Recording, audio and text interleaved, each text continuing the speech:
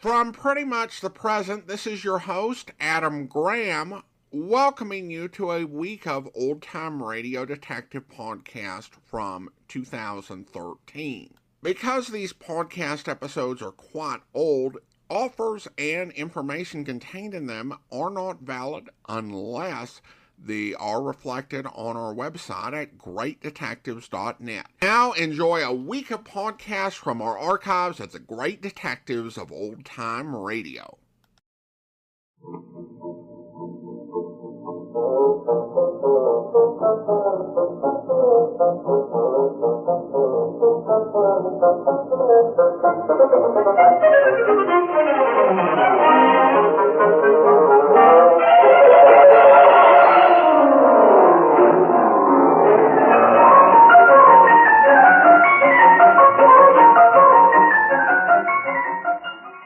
Welcome to the Great Detectives of Old Time Radio. From Boise, Idaho, this is your host, Adam Graham. If you have a comment, email it to me, box13 at greatdetectives.net. Follow us on Twitter at Radio Detectives and become one of our friends on Facebook, facebook.com/Radio Detectives. All right, well, before we do get started, I do want to let you know that you can support the show by going to JohnnyDollarAir.com when making your travel plans. JohnnyDollarAir.com is a Priceline affiliate, so you have the ability to either name your own price or choose from some great published fares. However, when you use JohnnyDollarAir.com, part of the purchase price goes to support the shows you love. So just remember, visit JohnnyDollarAir.com. All right, well, now it's time to jump into today's episode of yours truly, Johnny Dollar, The Shepard Matter, Part 1 and Part 2. From Hollywood, it's time now for... Johnny Dollar. Providence, Rhode Island calling. Mr. Dollar? Yes. One moment, please. Go ahead. Hello? Hello, Mr. Dollar? Yes? This is Dick Porter. I'd like to hire you. Porter? Dick Porter. I'm an insurance broker here. Bert Masterson at United Adjustment Bureau suggested I contact you. Oh, what's the trouble, Mr. Porter? Darned if I know exactly. I just have a client who's taking out all the insurance he can get. I may be wrong, but it looks to me like he's getting ready to die. Oh. Can you help me out? I can try, Mr. Porter.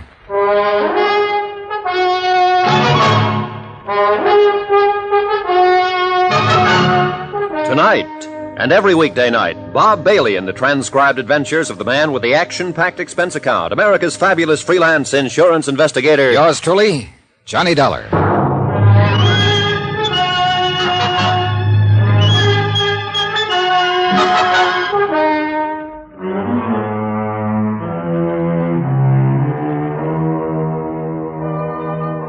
Expense account submitted by Special Investigator Johnny Dollar.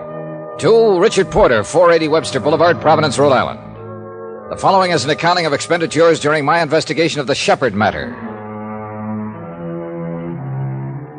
Expense account item 1, $15, airfare and incidentals, Hartford to Providence. I arrived at 2:30 in the afternoon and was in my hotel room by 3:15. At 5 o'clock, I was having a quiet drink with Porter, who turned out to be a 24-year man in the insurance brokerage business and seemed to know what he was about.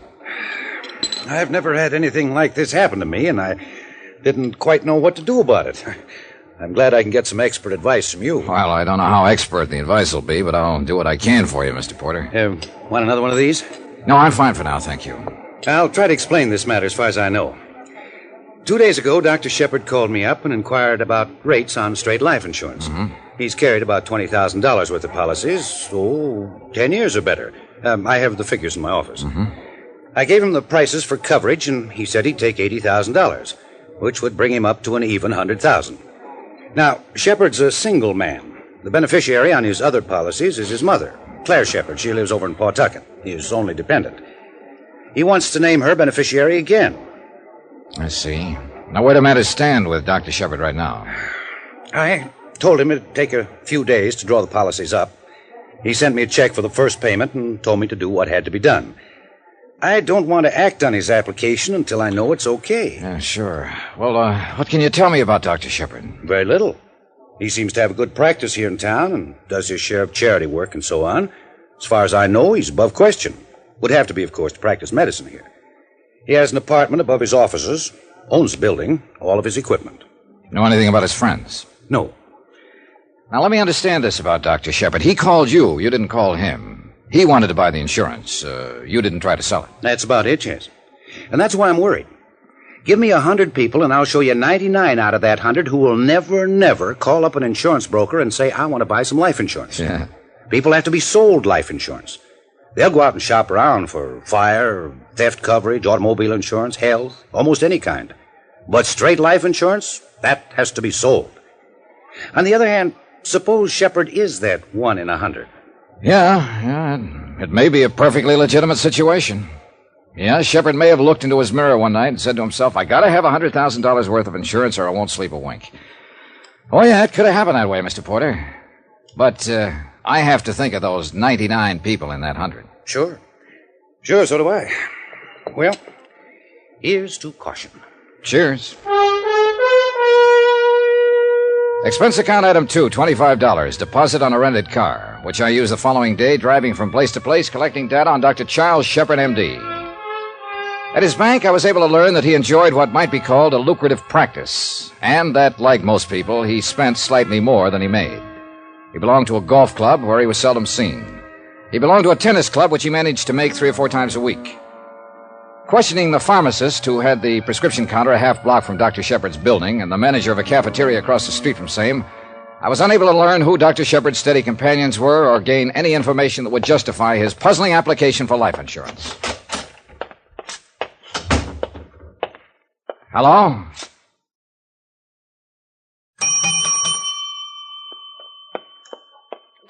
Good morning. Oh, good morning. I'd like to see Dr. Shepard, please. Do you have an appointment? No, I don't. Well, may I have your name, please? Johnny Dollar. Dollar. Are you a regular patient of Dr. Shepard's, Mr. Dollar? No, I'm not. I didn't think I recalled your name. I've been with Dr. Shepard almost 5 years. Who recommended Dr. Shepard? No one. Well, Mr. Dollar, I'm afraid Doctor's out now and won't be back until late this afternoon. Well, now, that's funny. I was standing out in front of here 3 minutes ago, and I thought I saw Dr. Shepard walk in. Please, Mr. Dollar, he is not in to anyone. What's your name? Why, I'm Miss Streeter. Miss Streeter. Well, yes, but I'd like to see Dr. Shepard, Miss Streeter. Here. Oh. Insurance investigator? Yes. Will you tell the doctor that? Please? Why, yes, I'm sorry I had to tell your doctor was out. He asked me to say that to everyone who came in. I'm afraid the doctor's been acting strangely all day. I'm very much concerned over him. Excuse me. The tall, pale brunette girl in the crisply starched uniform was certainly concerned about something. She bit her lip, forced on a wan, unprofessional smile, and looked like she wanted to cry just before she disappeared beyond the reception room to seek out Dr. Shepard. I pretended not to notice that part. 1 minute passed, 2 minutes, 3 minutes. No one reappeared. So I pushed the door open and I looked down the corridor leading to the examination rooms and laboratory. I had to notice Dr. Charles Shepard standing at the end of the corridor. Most of his costume was medically correct. White coat, stethoscope in one hand. But in the other hand, he brandished a .32 automatic. And the safety was off. Stay where you are, mister, and get your hands up. What pocket do you keep your credentials in? Left inside. I'll get them. Insurance investigator. For whom? At the moment, for Mr. Porter. Dick? Yeah. Here, I'm sorry, Mr. Dollar. I guess I'm very nervous these days. Oh, well. Mr. Dollar, I'd like to get your address and phone number before you... That's all right, Corinne. Don't you think this might be a good time to go out and get a bite? Well, it's a little early, Doctor. I have some lab tests. Go ahead, Corinne, like a good girl, and lock up, huh? Yes. Goodbye, Mr. Dollar. Yeah, goodbye. Very fine girl, Corinne. She's been with me 5 years, she told me. Oh. I don't know how I'm going to explain meeting you in the hallway with this in my hand. Yes. Well, before you try, suppose you snap the safety on. Oh, yes. I look somewhat foolish, I guess. You want to come in my office? Sure. You say Mr. Porter sent you... Mr. Porter told me you made an application for $80,000 worth of life insurance. We look into things like that, Doctor. Investigate me because I want to buy life insurance? Yeah. You're a single man with few responsibilities. Well, I don't know whether to be irritated or not. Am I going to get my insurance? I wouldn't be irritated, Doctor. Put yourself in the insurance company's position. They're just not used to this kind of application. Oh, you may get it, I don't know. But obviously you're in some kind of trouble, gun and all. Well, the whole thing is a ridiculous mess. Mr. Dollar, my life has been threatened by a man who has definite homicidal tendencies. I suppose I've been acting very strangely lately. I don't know whether to leave town or give up my practice. All you have to do is pick up that telephone and call the police and tell them about it. A threat in your life comes under police business, Doctor. I know that, and I would go to the police, only, well, it's a very delicate matter. I have a patient's welfare to think of. You can't very well treat any patient if you're dead. Now, suppose you sit down and tell me all about it. All right. Several months ago, I treated a woman named Forbes. A thorough examination and consultation disclosed that her poor physical condition was not based on any organic disorder, but rather upon her own emotional instability. Not an uncommon diagnosis this hectic day and age. You've heard of things like this, Mr. Dollar? Oh, I've heard of semantics and neurotics and psychotics, but I'm not a doctor. Well, let me tell you, the psychotherapeutic side of medicine is by far the most challenging, and one in which I've had considerable experience. Consequently, I undertook to treat Mrs. Forbes, hoping to effect a cure. Are you a psychiatrist, Doctor? No, I am not. Don't misunderstand me, Mr. Dollar. In the process of treating Mrs. Forbes' physical ailments, I urged her to recount a variety of experiences, talked to her from day to day, probing all the while for the source of her trouble. It has been my intention from the first to place her in the hands of a competent neurologist. I suspected her trouble early in the treatment. She's married to an erratic, ruthless, ill-tempered man, Paul Forbes. Oh. I made a grave error when Mrs. Forbes pressed me last week to... Well, I could only tell her to move out and divorce him immediately. That's pretty extreme advice, Doctor. I know, but I also know the advice was right. Oh, you aren't in sympathy with me, I can see, but let me tell you that any competent psychiatrist would have advised her the same. I approached her husband on the matter a few days ago. What? I explained to him that Mrs. Forbes' health, her very life, is in jeopardy, that more is involved here than just keeping intact a union which has nothing but legality as a binding force. And Mr. Forbes doesn't care for semantics. He doesn't care for Mrs. Forbes, Mr. Dollar. He ranted and raved and accused me of trying to break up his home, and finally he attacked me. I managed to get away. Did he threaten you then? Yes, he said he'd kill me. Who else was there? What do you mean? Who heard him say these things? Why, Mrs. Forbes was there, and a servant in their home. Yes, a servant. Upton's his name, I believe. You should have called the police. I should have done a lot of things differently in my lifetime, but I didn't call the police. My primary concern is for Mrs. Forbes. Further shock and guilt complex could be totally disastrous to her. So you're going to creep around here with a gun in your hand? I don't know whether I'd even know how to use it. Now, why the application for all the insurance? Well, I wondered if Forbes might get me. I wanted to be sure my mother was taken care of. I don't know whether anyone's ever threatened your life, and you knew for certain he'd try to carry out the threat, but that is the position I am in. Well, what are you going to do? I don't know.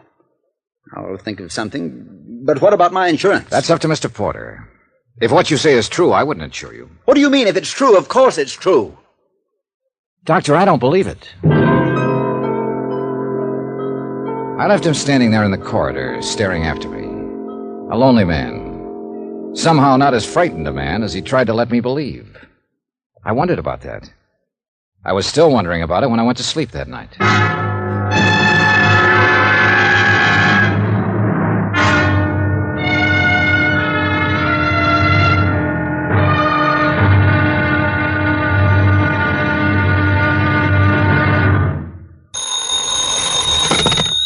Johnny Dollar. Dick Porter, Mr. Dollar. Hi. Did you check on Dr. Shepard? Yeah. Do I write up his policies? Well, that's up to you, Mr. Porter. Dr. Shepard's life has been threatened.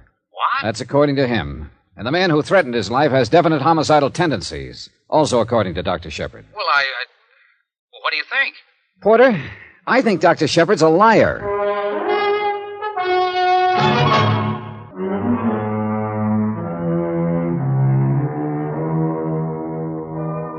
Expense account submitted by Special Investigator Johnny Dollar to Richard Porter, 480 Webster Boulevard, Providence, Rhode Island. The following is an accounting of expenditures during my investigation of the Shepard matter.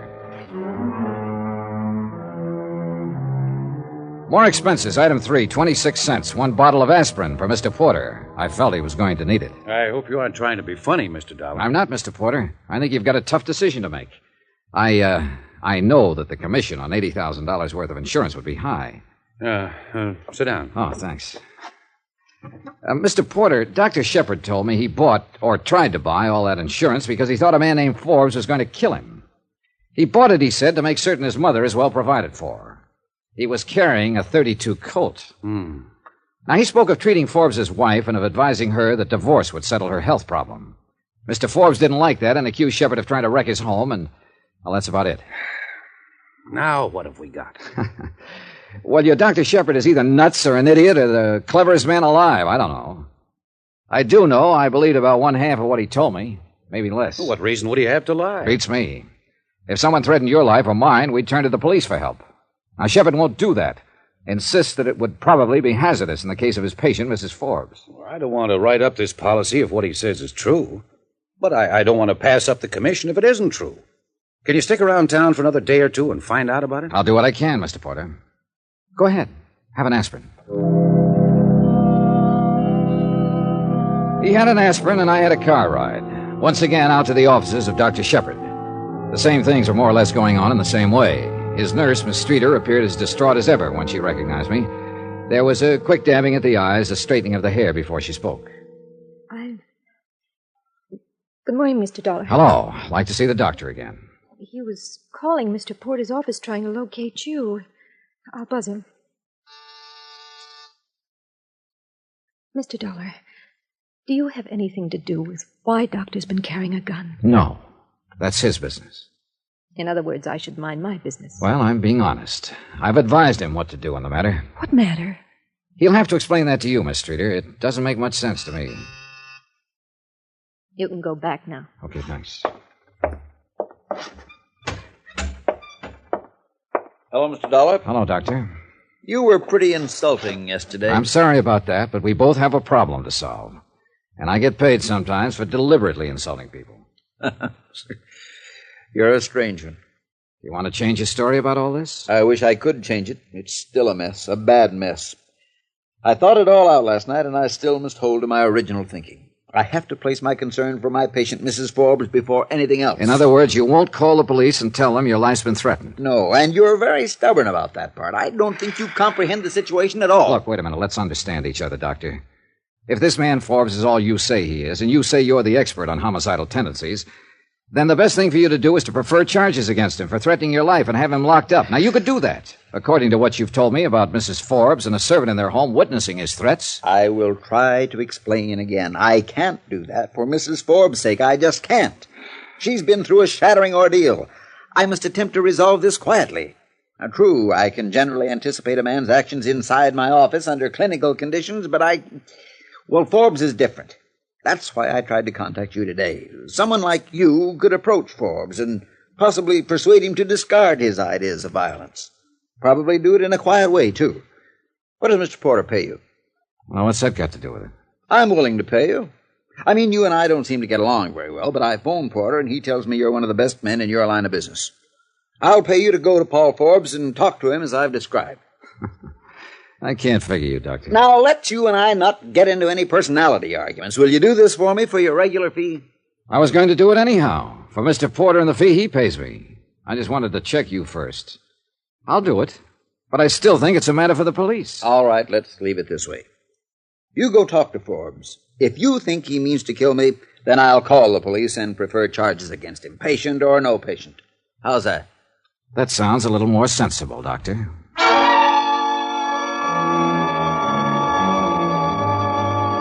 I took down the home address of Paul Forbes and climbed to my rented car and drove over to his home in the gilded edge of the city. A story and a half colonial with all the trimmings. Lawns, trees, Plymouth convertible, a push-button station wagon in the garage. It was a nice warm spring day and some flowers were blooming and smelling up the area in a very nice way. Flies buzzed, bees droned, birds sang. And I went up and pressed the doorbell. I should have gone butterfly catching or taken a plane to Spokane. Yeah? I'm looking for Paul Forbes. Does he live here? Yeah, he sure does. I'm Forbes. Mr. Forbes, my name is Johnny Dollar. Dollar? Yeah, and I came over to talk to you. You get out of my way! The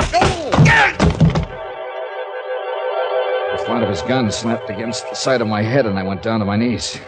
A door slammed somewhere, and someone ran away. I twisted around, trying to see what it was all about. And then I managed to get to my feet in time to see Paul Forbes plunging the Plymouth out the driveway and heading I don't know where. My goodness. What happened here? Where's Mr. Forbes? You hurt? Yeah, I'll be... Oh, Miss Forbes! Miss Forbes! Oh, let me help you, sir. Yeah, give me your arm. Yeah. We better sit you down over here. Okay, thanks. Oh, my goodness gracious, sir. How did this happen? Mr. Forbes swung a gun at me. Oh, no, sir, no, sir. Oh, no, sir. No, easy, sir. Easy. Thanks, Now, thanks. let's sit down here. What happened here? I'm afraid Mr. Forbes attacked this gentleman, Miss Forbes. Call the doctor up and then go to my medicine chest and get some swabs and a pan of cold water. Right away, ma'am. Wait, the doctor isn't necessary. It just made me dizzy. Your cut, it might be deep. Well, get the first aid things and some brandy, Upton. Right away, ma'am. This is unforgivable, just unforgivable conduct. Please, I don't know who you are. Are you a friend of Paul's? No, I'm Johnny Dollar. I wanted to discuss with your husband something. I take it you're Mrs. Forbes. Yes. Oh, Upton, set them right here. Yes, ma'am. Yes, ma'am. You feeling a little better, sir? I don't know yet. Hey, let me try some of that. Yes, certainly, sir. Certainly. There we go, sir. Easy now. Easy. Thanks. How does it look to you, Upton? Well, I believe it's not too deep, Mrs. Forbes. How's it feel, Mr. Dollar? No, I don't think it's very deep. I'll be all right in a minute. Upton, go telephone Dr. Shepard and tell him to come over here immediately. Yes, ma'am. Mr. Dollar, I can't tell you how sorry I am for this. You can bring suit against us. You can do anything you want to, Mr. Dollar. Paul's temper is just ungovernable these days. He could have killed you. He took the car and ran. Yeah. I don't know what's gotten into him. 2 nights ago, he attacked my personal physician, threatened to kill him. And now he's attacked you for no reason at all. Any idea where he might have gone? Heaven only knows. Mad. That's what he is, Mr. Dollar. He's mad.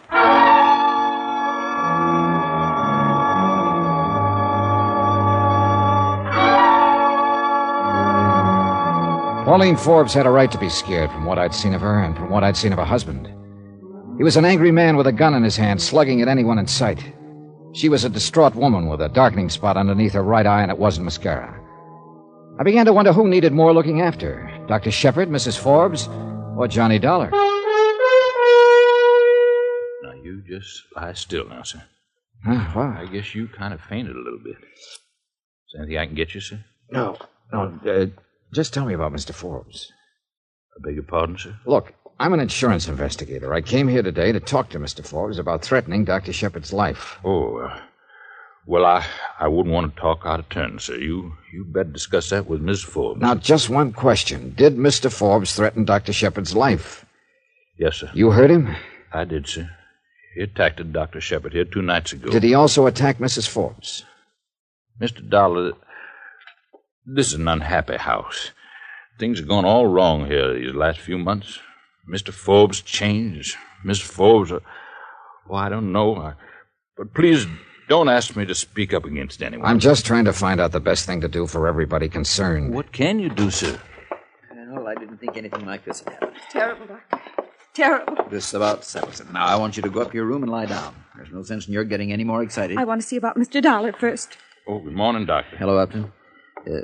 Let's have a look at this, Dollar. Get that light. Yes, sir. Mm-hmm. How is it? Well, I don't think it's anything worse than a cut. How do you feel, Dollar? Oh, an aspirin might straighten me out. I hope so. Upton? Yes, I'll get some, sir. Dollar, I should have taken your advice yesterday. I'm going to take it now. I'm going to call the police and have this man arrested. He might kill somebody next time. Yeah, am I all right? Sit up. Dizzy? Yeah, a little. That'll wear off. What'll they do to Paul? Well, they'll take him into custody and probably talk some sense to him. Oh, This is awful. You go up to your room now, Mrs. Forbes. We'll handle this. Oh, Upton, take Mrs. Forbes upstairs. Yes, sir. You just come along, Miss Forbes. Thank you. Yeah. She is not a well woman. She looks all right to me. I wish she were. I want to get an x-ray on that head. Can you come by the office this afternoon? Yeah, I guess so. Give me the police. I doubt if it's concussion or anything like that, but it's best to play safe. You're a safe player all the time, aren't you, Doctor? What does that mean? I don't know. Now, look here. I'm not... Hello? Yes. I want to talk to somebody about a threat on my life. My name is Shepard. Dr. Charles Shepard. When I left him, he was reporting Paul Forbes to the police. He gave them Forbes' description and the license number of the Plymouth Forbes was driving. I didn't stay beyond that. Maybe I should have. Maybe I should never have left that house. I'm not sure, but if I hadn't left, I might have saved a life.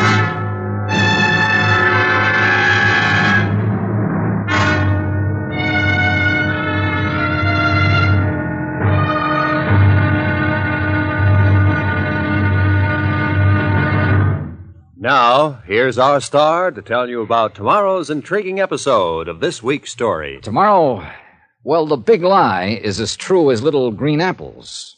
Join us, won't you, when I bite into one and spit out a bullet. Yours truly, Johnny Dollar.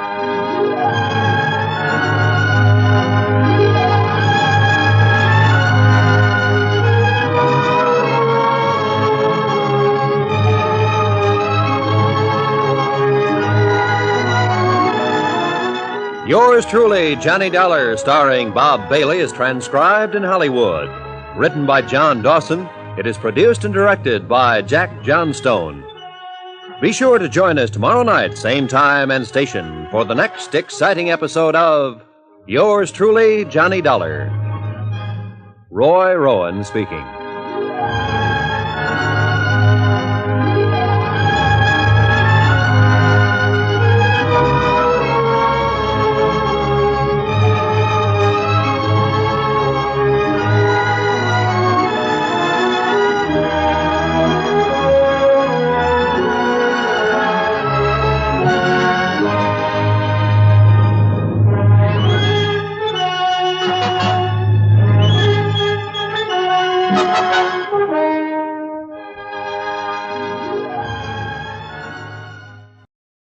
Welcome back.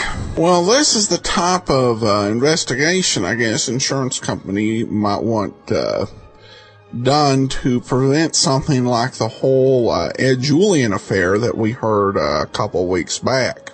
And of course, the doctor's conduct in this case raises all kinds of ethical questions. So the other thing I wonder about is how much insurance is changed, because he references this idea that life insurance, straight life, is not something that people just call to get. And that may have been true, I think, in previous years, but insurance companies had already begun selling through a lot of advertising. Plus, I guess in our day, we've had a lot of financial experts emerge who recommend and popularize recommending carrying life insurance. So I don't know if this would set off any alarm bells today, but this looks to be a pretty good mystery, and I hope you'll join us on Wednesday when we continue with the Shepard matter. Before we do get started, I want to let you know today's episode is brought to you by the financial support of our listeners. Thank you so much for your support. And you can support the show at support.greatdetectives.net.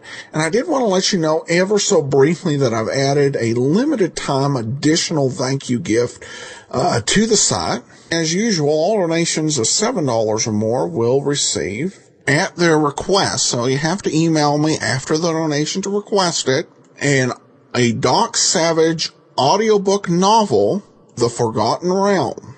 Great little Pulp Fiction novel, and you have to email to request it after the donation. And that's at support.greatdetectives.net. But now let's go ahead and get into today's episode of The Amazing Mr. Malone. Seek and ye shall find. The Amazing Mr. Malone.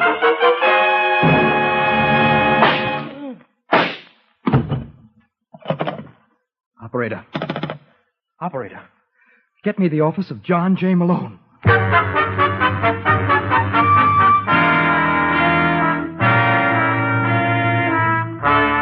National Broadcasting Company presents The Amazing Mr. Malone, an exciting half-hour of mystery starring George Petrie as the lawyer whose practice before every type of bar has become a legend. Our locale is the city of Chicago, the time, the present, and the hero of these weekly adventures, the amazing Mr. Malone.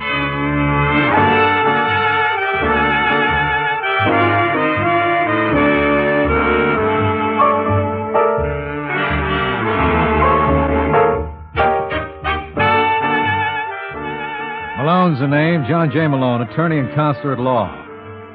Those of you who have dropped by the office before know how proud I am of my collection of cliches. Tonight, let's explore the possibilities offered by Seek and Ye Shall Find. I suppose that goes for headaches, too. As a case in point, I'll give you Larry Barker. Larry's the rugged-looking boy making his way down the fourth-floor corridor of the Martin Building. Right now, he's looking for trouble, and when he stops in front of room 419, the odds are 20 to 1 he'll find it. Tom? Yeah? I'm looking for Frank Pulaski. Well, if you don't find him, it ain't because you didn't try the right place. Are you Pulaski? Uh-huh. My name is Larry Barker. The bookie? I don't think we have to go into that. Whatever you say, Mr. Barker. Sit down. Thanks. What can I do you for? That remains to be seen. Someone told me you're one of the best private detectives in Chicago. Naturally, I ain't going to deny it. Well, we'll soon find out. Take a look at this picture. Hey, not bad. That happens to be my wife. That's even better. I don't like those kind of jokes, Pulaski. Sorry. Now, do you think you could watch her for me? I don't know why not. Her first name's Sheila. Sheila? Yes. I want to follow day and night. I want to know everyone she sees, but everyone. Can you handle it? Well, now, let's see if we understand each other, Mr. Barker. You suspect your wife's running around. Did I say that? Well, why else would you want to sick a tail on her? That's none of your business. Now, either you want the job or you don't. Going to run into a lot of dough. So? So, what about an advance? No dice. Look, for a job like this, I'll have to put on 3 extra men. I don't care how many you put on. In my business, I only pay off on results. I don't do business that way, Mr. Barker. Well, I do. In that case, we're both wasting time. You got to find yourself another boy, and I got to find myself another client. Let's hope we both know where to look.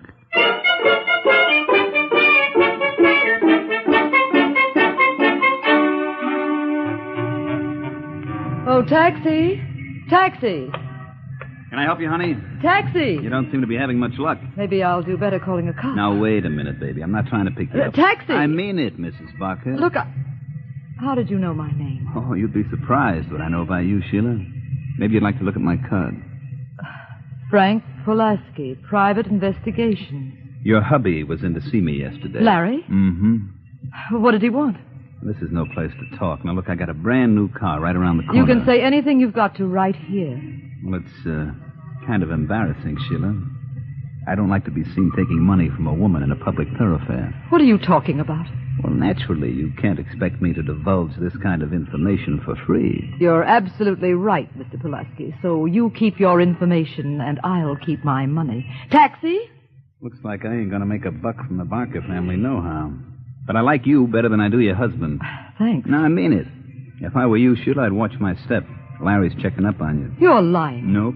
As a matter of fact, I did a little checking on you myself. Why, you... Now, take it easy. As far as I can learn, you never once stepped out of line. What's the matter with that husband of yours, anyway?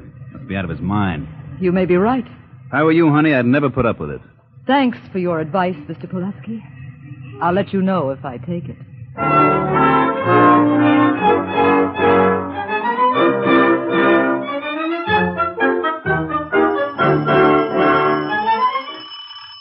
Just a second.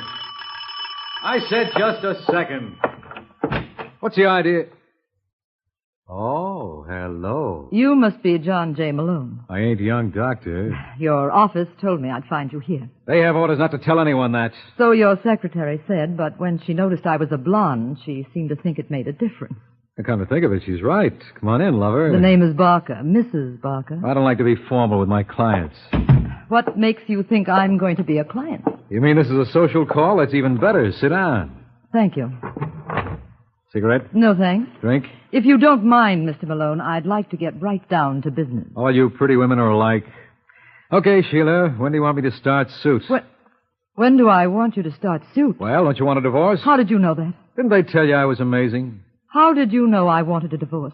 Well, you announced yourself as Mrs. Barker, and then I took a look at your left hand. That little white ring of flesh told me you were wearing a wedding band till a couple of hours ago. That's pretty obvious. It always is after someone points it out. What's your husband do?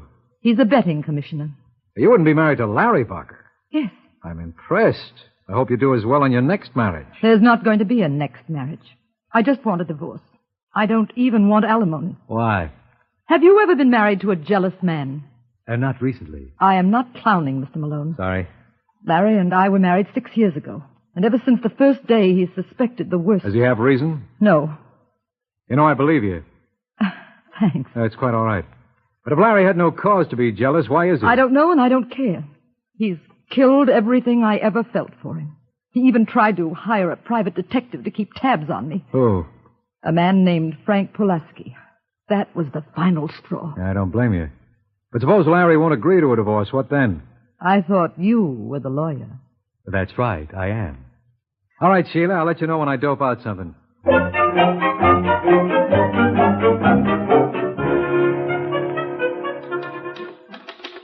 And in the last 3 weeks...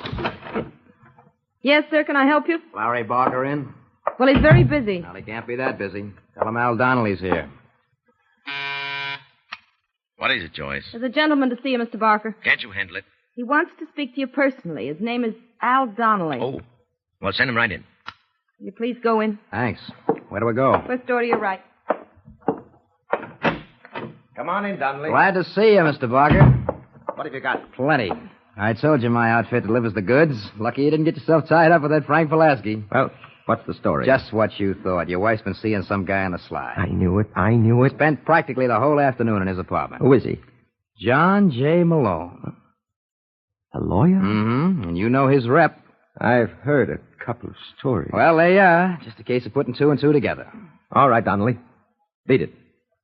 What about my check? I'll mail it. Oh, now look, Mr. Barker. What's the matter? Don't you trust me? Our deal called for something quite different. Well, just for that, you'll wait. Joyce, Yes? show him out. Never mind. I can find my own way out.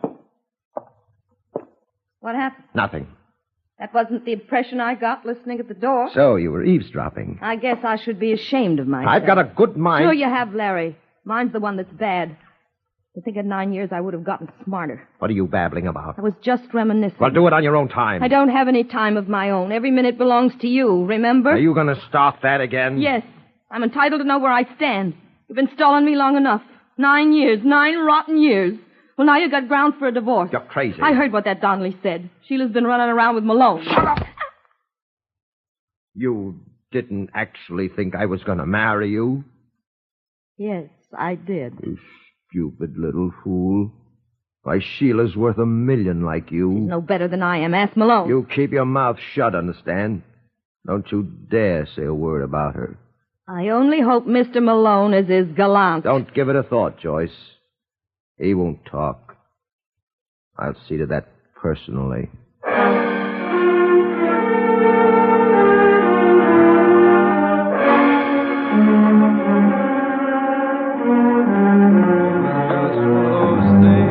Just one of those crazy things, one of those bells that now and then rings. Just one of those It's things. about time, Malone. It was... How did you get in here? What difference does it make? Shut the door. I take it that gun is loaded. What do you think? This proves conclusively I should never show up at my office as long as I stay in my apartment. Yes. You do all right there, don't you? Come again? I understand you and my wife had a nice little talk today. Oh, you must be Larry Barker. How did you guess? It figured. How long have you been carrying on with Sheila? How long have I what? You heard me.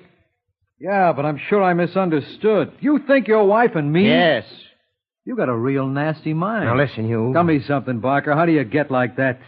The way I see it, either you once took a beating from some woman or... Nobody puts anything over on me. Then I got another theory.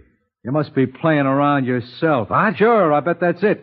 So because you can't be trusted, you don't believe anybody else can. Why, you know. I guess that means I'm right, huh? You're gonna stay away from Sheila, you understand? Who's gonna make me? Me! You think you got a kick coming, you're absolutely right, Malone.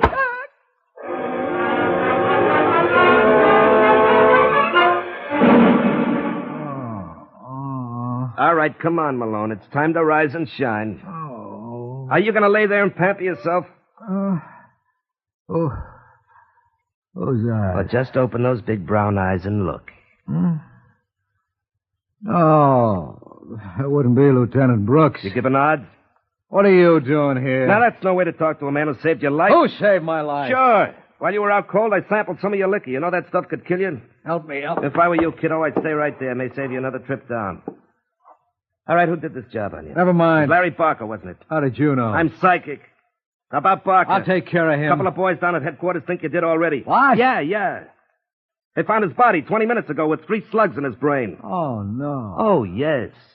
And you'll die when you find out who they think put him there. You want to put your head on, Malone? Or will you go like that? You are listening to The Amazing Mr. Malone.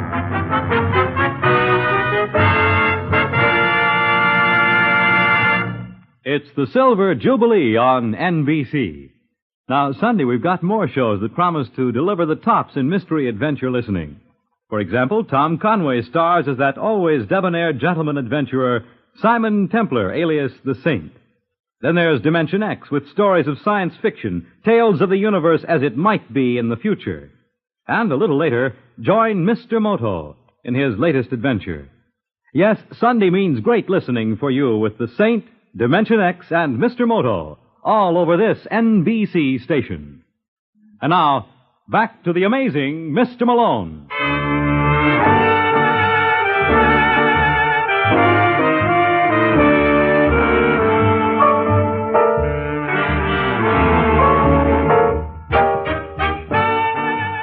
It just goes to prove you should never sleep in the daytime. Here, Larry Barker tucked me in. When I awoke, a police lieutenant named Sidney Brooks was standing over me. I couldn't make up my mind which was more frightening, Brooks' news or his face. What's the matter, Malone? You look unhappy. Now, let me get this straight, Lieutenant. You got it straight. Larry Barker's been murdered. And you think well, it's a possibility. You had a run-in with him. Well, when you found me, I was unconscious. How do I know you weren't faking? Listen, you It's Schlemiel. a possibility. Now, look, Brooks. What are you getting so excited for? I said it was a possibility. The probabilities are something else again. Now, what was your trouble with Barker? Oh, he had some screwy idea I was horsing around with his wife. Were you? No. You're slipping. This is not the Malone I know and love. Sheila came to me to get her a divorce. Why? She got another guy on the string? No, she just couldn't stomach Larry anymore. He was crazy jealous. So he probably never would have let her go. Well, that problem's over now. You know, I hate to disagree with you, Counselor, but I think her problem's the first beginning. I don't see how. You're not looking in the right places. You say Barker was crazy jealous. He would have fought a divorce. So? So she took the other way of getting rid of him. You're crazy. You know, I would have bet you'd say that. Whenever you're stuck for an nap. I tell you, she didn't kill him, Lieutenant. Where is she now? Now, where else would she be? In the brig? Now, how in the world did you ever figure that out? You know, I guess you are amazing. All right, Malone, let's go.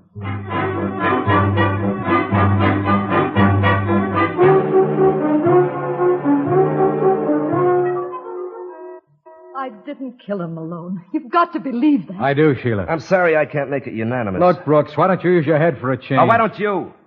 You admit her husband would have fought the divorce? How would he know I was getting one? Malone told her. I did not. He thought our relationship was purely social. All right, then she told her. That's not true. And when Larry said he wouldn't let you go, you let him have it. You don't believe that yourself. Well, she's here, ain't she? Yeah. Then I must believe Look, it. Sidney, you got this all wrong. When was Barker killed? 6 o'clock tonight. All right, Sheila, tell him what you were doing at that time. Well, I was watching television. Ooh, what you said. Don't be so cute. All right, Sheila. Where were you watching this, you should excuse the expression, television? At home. It's funny you didn't see your husband's murder. I guess Milton Berle was much more exciting, huh? Oh, wait a minute. I forgot. At about 5:15, I went out for a walk. Oh, come now, honey. You can do better. Why don't you give that tongue of yours a rest? Listen, Sheila, did anyone see you while you were out? No. Well, when you got back to the house. She never got back.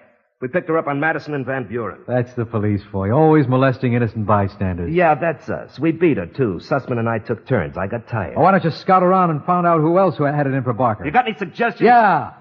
Larry was playing around on the side. I don't believe it. Of course he was. He practically admitted it in my office. That's why he was ready to believe the worst of you, to justify himself. Well, assuming, and mark you, I say assuming. I hear you. There was another woman. So what? We'll know that what when you find her. You mean when you find her? You expect me? Uh-huh. I've done my part, Malone. I found Sheila. You get your own girl.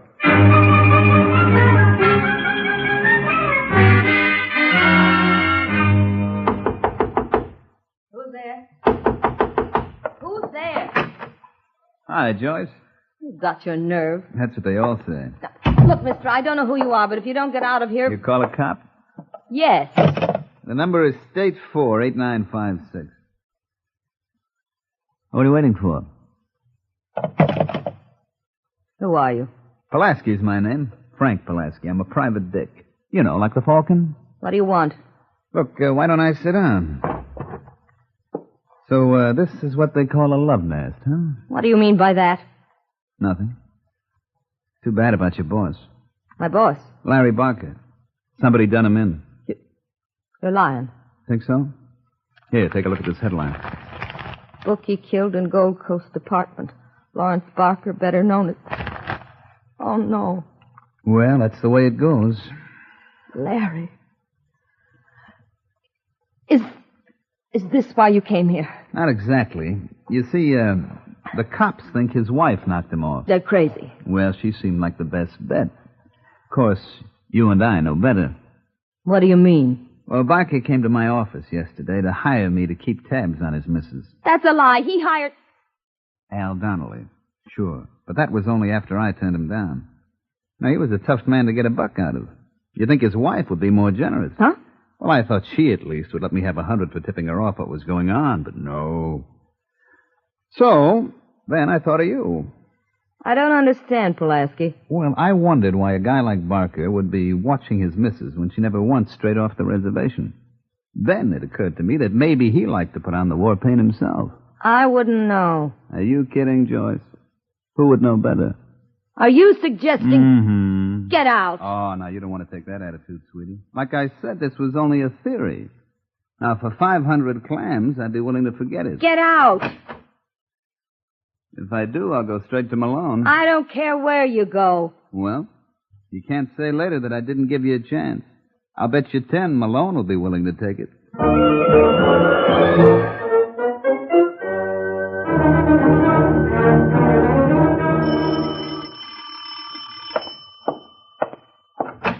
Yeah? Hi, Malone. Do I know you? No, but think what you've been missing. I'm willing to pass it up. Ah, you'll be making a great mistake, Counselor. You're representing Sheila Barker, aren't you? Well? Now, how'd you like to get her off? Maybe you better come in. Thanks. Hey, you lawyers do all right. I don't believe you mentioned your name. I don't believe I did. It's Pulaski, Frank Pulaski. Oh. Don't tell me you heard of me. Only this afternoon. Sheila Barker told me you were working for her husband. Well, she got the story twisted. He wanted me to go to work, but I couldn't see it. We couldn't get together on a fee. That's tough. Tougher than you think. Imagine me sitting here with everything I know. And what do you know? Is it worth 500 fish? Might be. Well, suppose I told you that Barker was playing around. I figured that out for myself. Yeah, but I know her name. Wouldn't she pay off? Hmm? Well, you must have braced her first. You know, you're pretty cute. I bet you say that to all the boys. Who's the girl? First, let me see the color of your dough. Come on, Pulaski. Who's the girl? Let's go. I asked you something. Don't ever do that again. Don't tempt me. Now, what's her name? Well? Joyce Crane. You wouldn't be trying to kid me, would you? Wouldn't I? Not if you're in your right mind. Where can I find her? The Comstock. Thanks a lot, Pulaski. You've been a great help. That's okay, Counselor. The pleasure was all mine. You'll be surprised what I'll do for you in the future.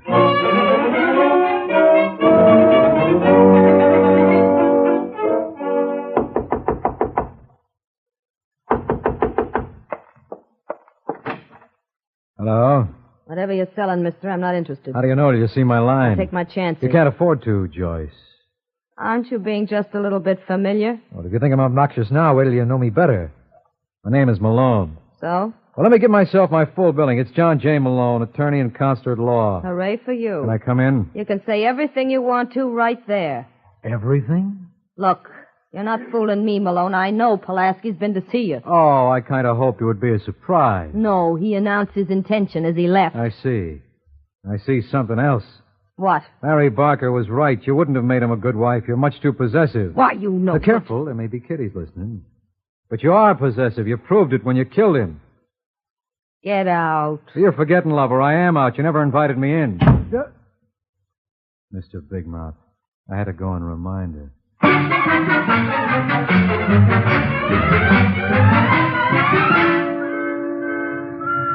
Hey, buddy. Me? Yeah. I wonder if you could settle an argument for me and my friend here. What is it? He says you're John J. Malone. Well? And I got a gun that says you're going to get in this car. Who's right? Apparently, both of you. Get in. You fellas ought to be ashamed of yourselves. You're just confirming what every stranger thinks about Chicago. Things like this don't happen anymore. Don't they? Yeah, I guess they do. Well, whose lap do I sit on? Move over, Wally, and watch him. You know, I got a friend who won't believe this. He's a police lieutenant. Think of that, You're not even impressed. You think his feelings will be hurt? Absolutely. So I tell him. You talk too much, Malone. You may be right. Sure I am. I ought to know. I talk too much, too. All right, Wally. Let's find a nice quiet spot where instead of all this dialogue, we can get a little action.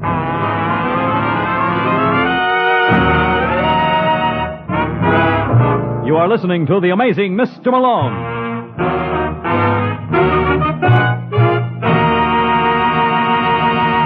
It's the Silver Jubilee on NBC. Sunday, the NBC Symphony inaugurates its 1951 Summer Concert Series. Conducting the orchestra will be the world-renowned Alfred Wallenstein, with Patrice Munsell, glamorous soprano of the Metropolitan Opera, as guest soloist. Also in the Sunday listening lineup is another visit with the Blandings. The Blandings, as portrayed by Betsy Drake and Cary Grant, are the proud but somewhat harried owners of that famed Dream House. The NBC Symphony Summer Concert and Mr. and Mrs. Blanding Show are only two of the fine programs heard Sunday as part of NBC's Silver Jubilee. And now back to the amazing Mr. Malone.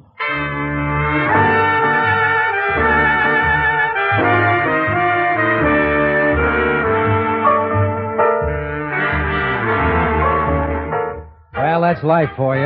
Obviously, somewhere along the line, I put my foot in it. 5 minutes after Wally found his nice quiet spot, that same foot was around my neck. The next thing I knew, I was at police headquarters, and it had begun to rain. But I was the only one getting wet. Lieutenant Brooks was in charge of the downpour. Cut that out. You want to drown me? I thought that would bring you around. You didn't have to do that. Oh, it was too good an opportunity to waste. Here's a towel. Thanks. Gotta get the back of your neck, Malone. You're not dry behind the ears. Oh, that's a good one. How'd I get here anyway? A prowl car found you in Evanston.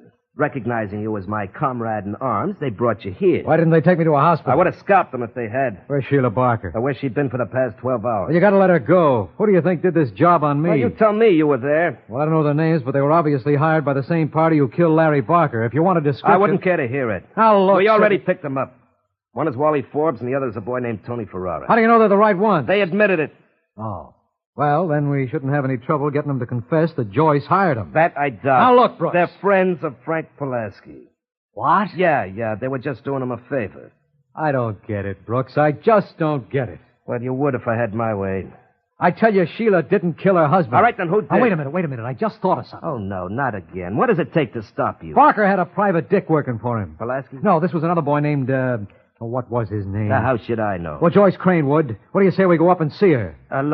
Look, kiddo, you've had a tough day. Now, why don't you let me drive you home? What's the point? There ain't no gal there. No, Joyce runs a much livelier spot. Let's try it anyway.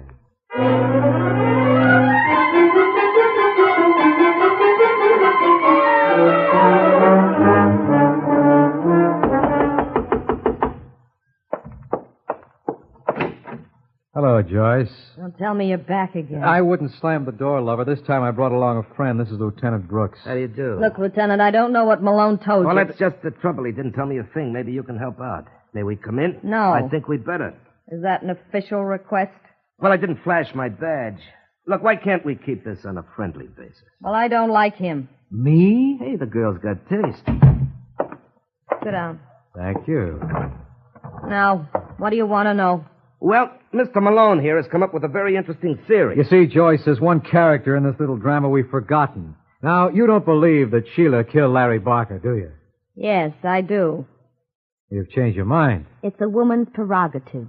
Well, let's hold Sheila in abeyance for a while. But getting back to this character we've overlooked, what's the name of the private dick Larry hired? You mean Pulaski? No, Pulaski never went to work for him. This is the boy who actually did the job, the one who tailed Sheila to my apartment. Al Donnelly? Donnelly, that's the name. What's he got to do with this? Well, let's suppose Larry never paid him for the job. He didn't. And that gives Donnelly a motive. You're crazy. The only reason Larry didn't pay him is because he was busy. But Donnelly expected to be paid right there and then. No. Larry had a right to check and see whether his information was a McCoy. Once Larry found out Sheila was retaining you to get her divorce, he agreed to pay off. How do you know that? Because Larry told me as much. Then it's your theory. Sheila killed him. She knew she'd never be free any other way. You really want to see her burn, don't you? I most certainly do. Bloodthirsty little girl, ain't she? Now, what do you say, Counselor? I say it's about time you did something. Now, what are you mumbling about? She's the one we want. Are you out of your mind? That's possible, too, but it doesn't alter the conclusion. You killed Larry Barker. No. Yes. Well, all right, Brooks. Fool everybody and make like a police lieutenant.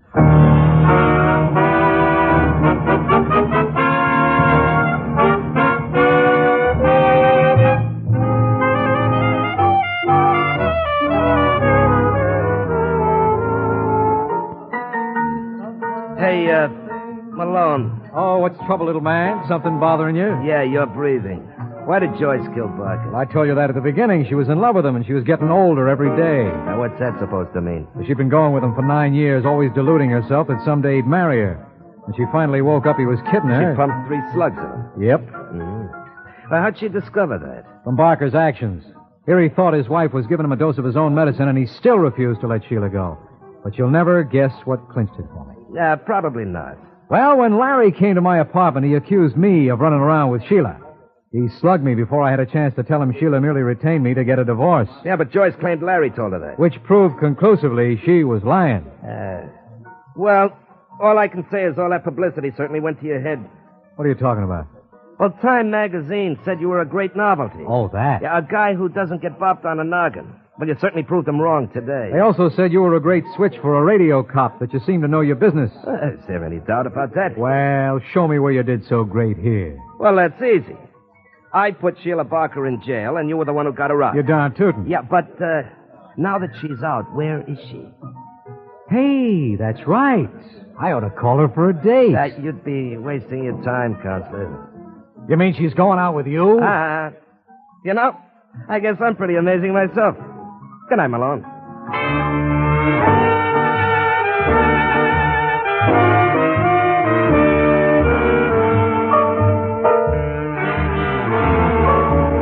You ever hear the story of the great athlete? This boy went in for field events. He used to put the shot. One day, he put it in the wrong place. I'll tell you all about it next week, so why not pick me up at my office at the same time? I'll be waiting for you. Good night.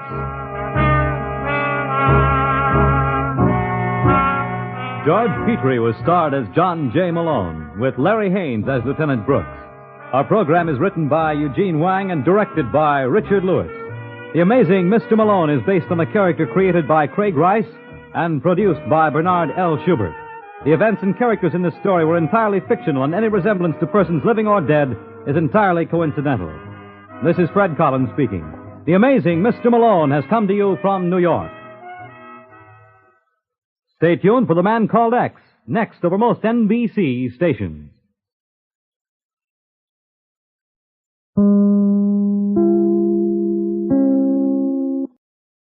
Welcome back. Well, the dialogue in this episode was just wow. It was really probably some of the most over-the-top, hard-boiled dialogue we've heard in just a really long time. And I loved it. Just a lot of clever turns, very nicely done.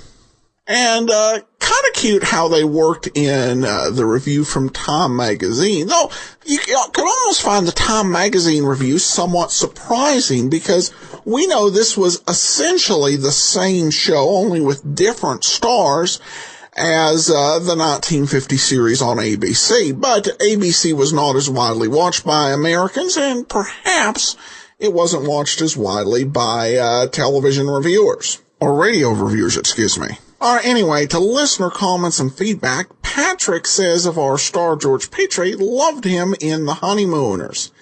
And he did actually have recurring roles in the Honeymooner series, most notably, apparently, as Freddie Mueller, but did other roles as well, appeared in 14 of the classic 39, one way or another. I've seen a few of the Honeymooners, but that's on one of my list of things to do is to watch all of the classic 39. Haven't quite made it yet, but we'll get there one of these days. All right, well, that will do it for today. We will be back tomorrow as the Shepherd Matter continues, and then join us back here next Tuesday for another episode of The Amazing Mr. Malone. Well, before we do get started, I want to let you know today's program is brought to you by the financial support of our listeners. And among them, I want to thank Tasha, and I will send access to our premium site as I do with all donations of $7 or more. And you can support the show at support.greatdetectives.net. But now it's time for today's episode of yours truly, Johnny Dollar, The Shepherd Matter, Parts 3 and 4. From Hollywood, it's time now for... Johnny Dollar. This is Miss Streeter at Dr. Shepard's office. Yes? Dr. Shepard gave me your hotel number. He said you were to come in for a head x-ray. Let me talk to the doctor about that. Well, he's out on house calls right now, Mr. Dollar. He'll be back late this afternoon. He seemed very concerned over He ought to be. A friend of his banged me on the head with a gun this morning. That's why the x-ray. Well, could you possibly come in and have it made? Doctor was most insistent. All right, Miss Streeter, I'll be right over.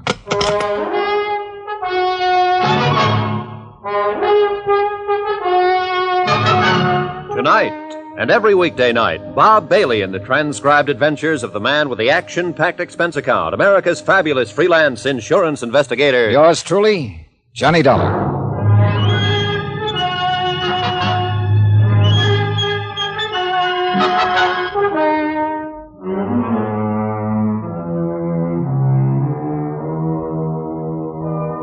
Expense account submitted by Special Investigator Johnny Dollar to Richard Porter, 480 Webster Boulevard, Providence, Rhode Island.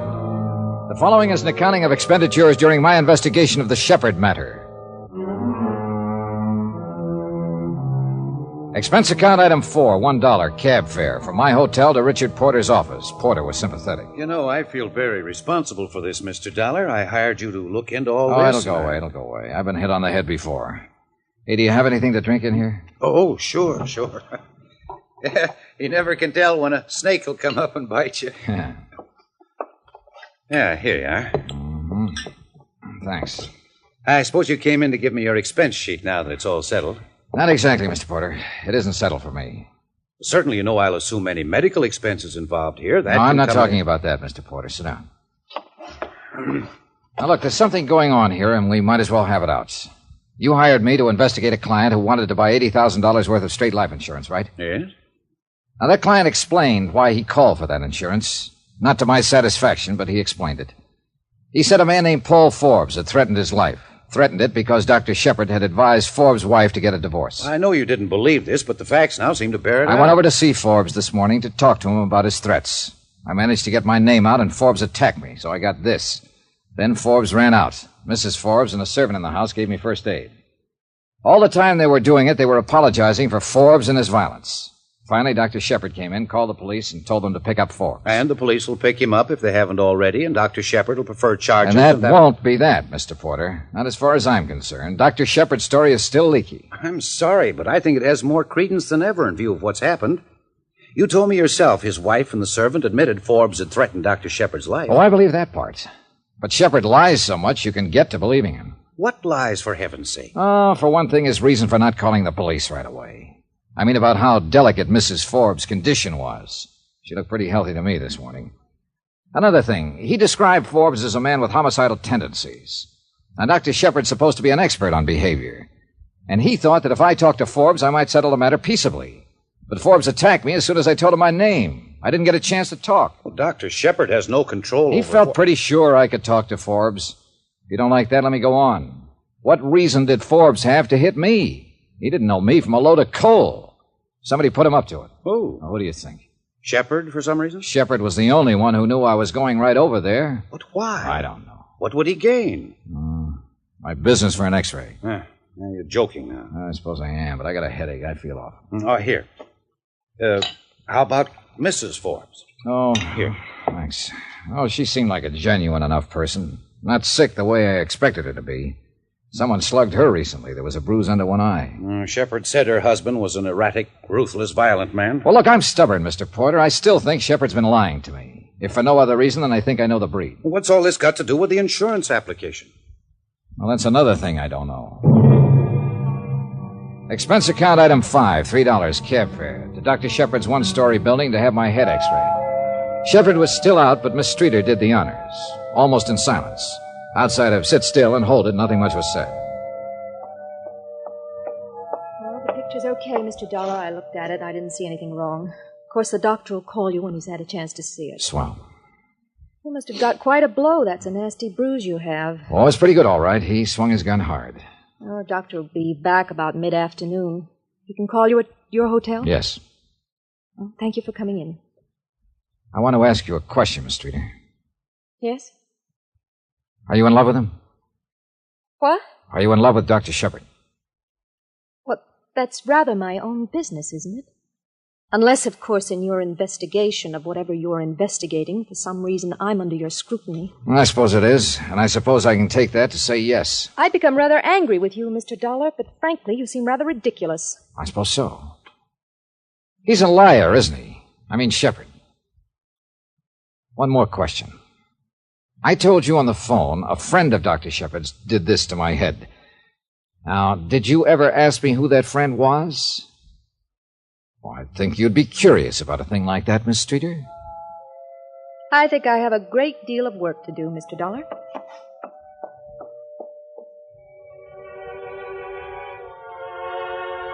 Expense account item 6, another $3, some more cab fare. This time back to my hotel where I picked up my rented car, filled it with gasoline, item 7, $5.30, and drove out to Pawtucket. At the home of Mrs. Clara Shepard, I explained my name and business to an elderly man who answered the door. He asked me to wait a moment, then returned and said Mrs. Shepard would see me. She was a bright-looking, gray-haired woman in her mid-60s, elegantly groomed and obviously well cared for. We went through the politenesses, then got down to business. My son applied for $80,000 worth of life insurance and named me beneficiary. That's about it. I wonder what he's up to. So do we. You mean so do I. You don't trust anyone, do you, Mr. Dollar? He said his life had been threatened. He told me he wanted to make certain you were well taken care of in case anything happened to him. He was lying, wasn't he? I haven't seen him, talked to him, even had a Christmas card from him in 3 years. Maybe he does worry about his poor old mother now and then. I'm flattered. What you're saying about him isn't very flattering.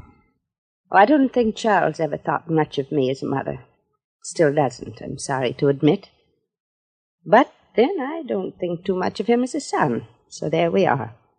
Is it too early for a cocktail, Mr. Dollar? How do you explain him already having a $20,000 policy on himself and wanting to kick it up to $100,000? You the beneficiary. No explanation. That's why I suggested a cocktail. To my friends here, Charles is a successful doctor in Providence who calls me faithfully every day, sends me gifts, and is always assured that I am well and happy and occupied in my old age. I guess I like you, Mr. Dollar, perhaps because, with all your gruffness, you might be nice to your mother. No, Charles and I aren't close. Never have been. I can tell you this. I don't need his closeness, at least not in a financial way. If Charles were to die and I received $100,000, it would mean a rather difficult tax problem. If he were to die, part of me would die too. I'd like you to have just one martini with me. And then you may go, Mr. Dollar. I had the one martini with the tall, stately woman who struggled against tears. It was an old struggle with her, increasingly difficult, I guessed, as the years kept on. We talked no more of her son, or the insurance, or the threat on his life. I left there about 4 o'clock in the afternoon. I drove back over to Providence and got to Dr. Shepard's office about 5:45. A broad-shouldered man in a tweed suit was in the reception room. He got to his feet when I walked in. Dr. Shepard? No. Don't I know you? I was thinking the same. Wait a minute. Yeah, your name is Dollar. You're an insurance investigator. Yeah, you're Phil Crosby, yeah. Providence Police. Well, I met you in New Hartford once. Oh, I didn't know you were down here. Hey, you must be the one. This Dr. Shepard called downtown about a threat in his life and said an insurance investigator had been slugged trying to help him out of it. Yeah, that's right. Well, where is he? I don't know. I rang that buzzer. There's no one around at all. What's this all about? Well, a man named Paul Forbes threatened the doctor's life. He slugged me. You got a pickup out on him yet? No, not yet. I'm trying to pin the doctor down all day long. Been out on house calls, emergencies, everything else. We have to get his signature on a complaint. I thought that was all taken care of by now. Well, hello. Oh, hello. Hello, Mr. Dollar. Hello, Miss Streeter. This is Phil Crosby from the police department. Police? I'd like to see Dr. Shepard, miss. Is anything the matter? Just want to see him. Oh, goodness, he was here 10 minutes ago. He sent me over to the pharmacy to pick up these things. Oh. What? We had an emergency. 1213 Putnam Street. Got a note from him? Yes. May I see it, please? There's no name on this, Miss Streeter. You recognize the address at all? Oh, no, I don't. Doctor wouldn't take a random emergency unless it were very unusual. This might be unusual, Phil. This is down by the water. How bad off do you think Forbes is? Mad, had a gun, plenty rough. I rode down in the police car with Phil Crosby. I had a feeling about the acuteness of that emergency. As a matter of fact, I had a feeling about the acuteness of everything that had happened that day, from the time a half-crazed man had slugged me with a gun. The feeling was heavier than ever when we hit the neighborhood. Come on. All right. Wait. Oh, what? 1213 Putnam Street. That'd have to be that vacant lot over there. This is 1240 here. The rest belongs to the warehouse. Yeah. Phil. Huh? That car empty on the plates. Yeah. Yeah, that's Dr. Shepard's car. Motor's still warm. Must be around here somewhere looking for the address. That's a dead end there. I better call in for some help. Fog's coming in if he's wandering around here. Yeah. Phil Crosby went off to find a telephone and request help. I stood by Dr. Shepard's car, waiting and listening and smoking. Nothing happened. No one cried out. No guns went off.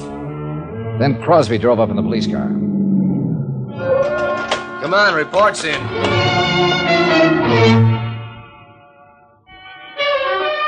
A report was in, all right. We drove 2 blocks down the street where a small, curious crowd of people had already gathered in the cheerless fog.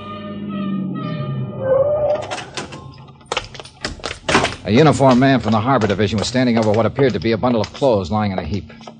We bent over it, and Phil looked up at me with a question mark. That Shepard, Johnny? Yeah, that's him. Yep. I'd say he's been dead less than half an hour.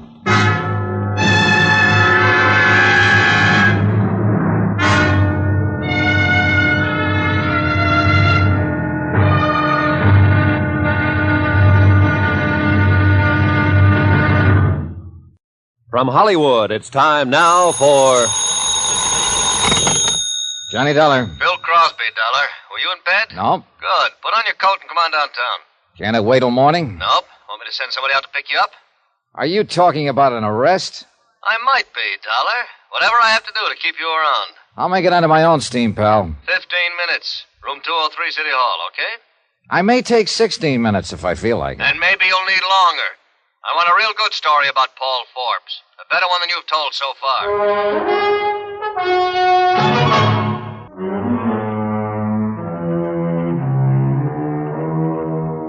Expense account submitted by Special Investigator Johnny Dollar to Richard Porter, 480 Webster Boulevard, Providence, Rhode Island.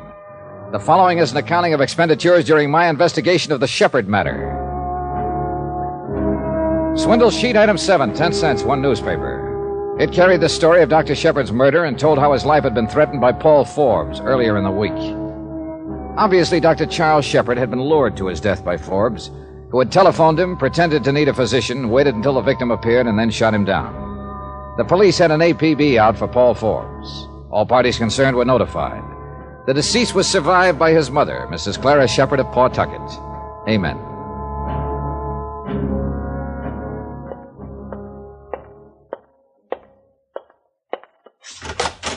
Come right in, Dollar. Sit down. There were about 6 people in Crosby's office, among them Richard Porter, who had hired me to investigate Shepherd because of a suspicious insurance application, a uniformed officer from the Harbor Patrol who had discovered Shepherd's body, and 2 other men from Crosby's staff. I told them how I had been hired, that I didn't believe all of Shepherd's story about the threat on his life. I told them about Forbes slugging me for no apparent reason. I also mentioned the insurance matter had never been satisfactorily explained. Well, it's never going to be explained as far as I can see, Dollar. Oh, I'll find an explanation, Phil. You solve your murder, and I'll do what I have to do. We've got it solved. All we have to do is pick up Forbes. You know that. I don't know anything. You get huffy with me on the phone, and you start talking about arrest, and I don't know anything. You said that when you went to see Shepherd yesterday morning, he waved a gun at you, a .32. That's right. It wasn't on his body. He knew Forbes hadn't been picked up. His life was in as much danger as ever. Why didn't he carry the gun? You know, that's a pretty good question, Phil. Yeah. What else? He allegedly went out on an emergency call tonight. No little black bag in his car. No little black bag by his body. What doctor goes out on any call without his bag? Oh, I wouldn't let that worry me so much. I'd find out if it was an emergency, or he knew who was going to meet him when he went out. I thought you might have some ideas. Have you talked to Mrs. Forbes? Of course I've talked to her. She hasn't any idea where her husband might be hiding. She's sure he killed Dr. Shepherd. That servant in the house is sure. He told me about Shepherd being threatened by Forbes. Shepherd told you about being threatened. Forbes slugged you, slugged Mrs. Forbes. Been running around town like a madman all day. But everything you say and every way you say it, it comes out Shepherd was lying. I did it on purpose. I wanted to worry you to death. Well, every officer in this town has Forbes' description and the license of his car. We ought to get him before the night's out. He's the boy. Good luck, Phil. He was a good policeman with a lot of doubts, and he was mad about them. And that's what it generally takes to get matters straightened out. I found Corrine Streeter at the morgue, standing beside the marble slab on which her late employer had been laid.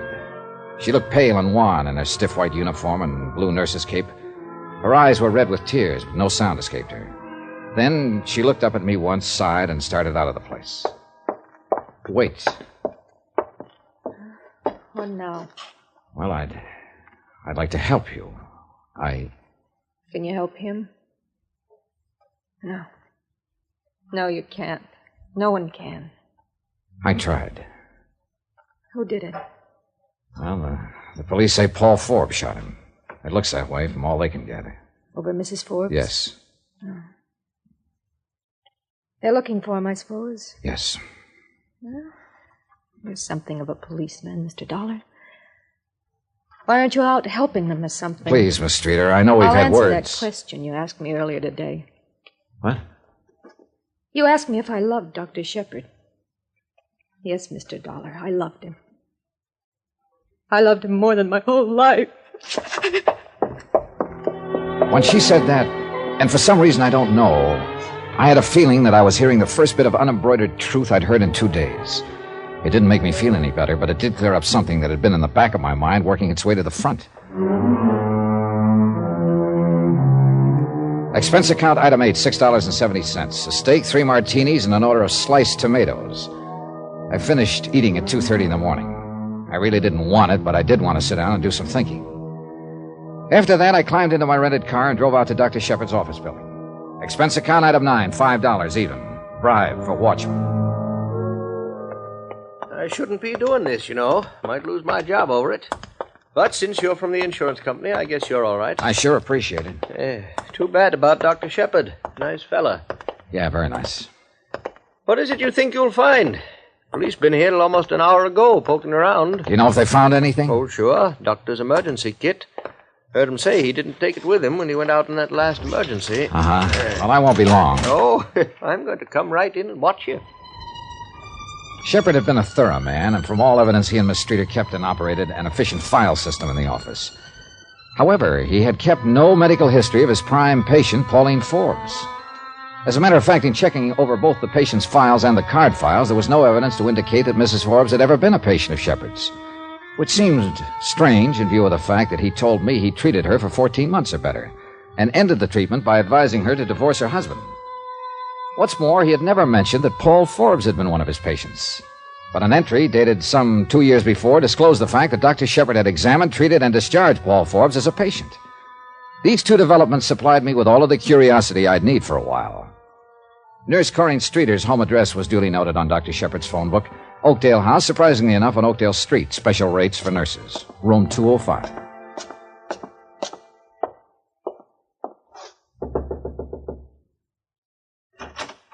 Yes? Oh, Mr. Dollar. How do you feel?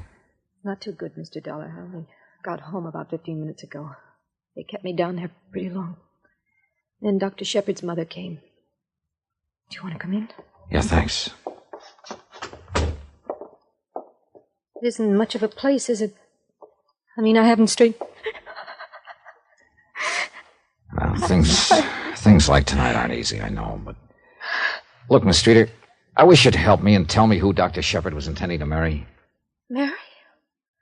Oh, I had no idea. I was in the office a half an hour ago. He'd already made arrangements for a honeymoon, reservations on the Ile de France for next June. Any ideas? Please go. I can't. Look, I'm not here to hurt you. I'm here to help. I mean, was it Mrs. Forbes? What? Look, Miss Streeter, things are all wrong about your doctor's death, about what happened before it. It'll all come out sooner or later. Oh, I suppose it will.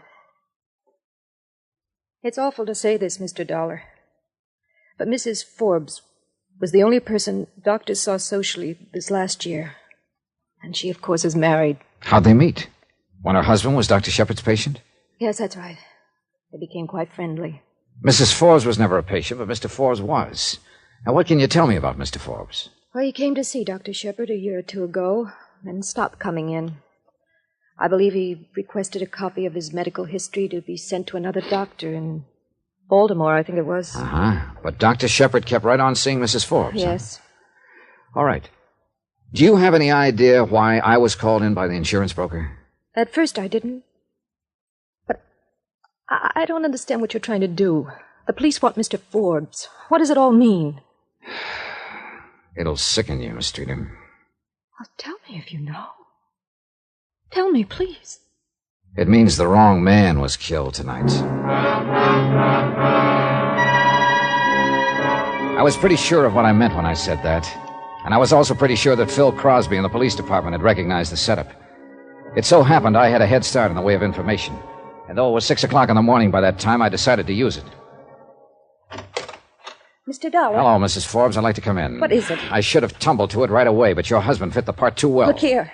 I've been through quite enough today with the police and all out looking for Paul and Dr. Shepard being killed. Stop looking pained and tired. I'm the guy that's tired. I'm the one who was going to be the star witness when the state tried Shepard for killing your husband. What? Why not get a star witness for free? Why not make a suspicious insurance move so an investigator'd be called in? An investigator who'd back up a self-defense plea for your doctor and get him off on justifiable homicide. Get out of here! Get out of here! I'll call the police! And you and the doctor sail to France in June and live happily ever after? What's the matter? Wouldn't your husband give you a divorce? Go ahead. If you say it's that way, Mr. Dollar, and you know everything, then it must have been that way. Only it got fouled up. Your husband did shoot your boyfriend after all, just as he threatened to. Get out of here! You can't prove any of it, not one word of it. Oh, you're right about that, Mrs. Forbes. I can't prove anything, not a thing. Shepard's dead, and they want your husband for it. He threatened Shepard, and they'll get him for it, and that's that.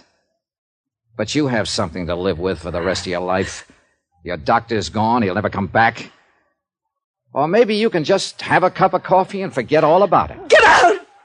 Get out! Leave me alone! Leave me alone!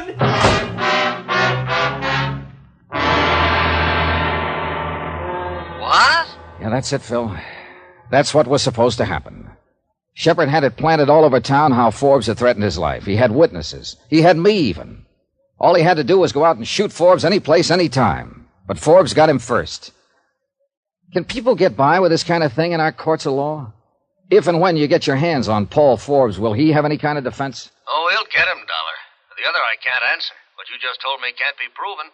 I don't see how a lawyer can do much for a guy who threatens another man's life and then finally guns him down, do you? But it was Forbes who was the marked man all this time. He was supposed to die. If it could be proved that Forbes was a patsy, that the doctor intended to gun him down... The judge and jury, Johnny. When we get Forbes, he'll be arraigned and indicted for first-degree murder. Don't worry about that part. The rest is up to the court, out of our hands.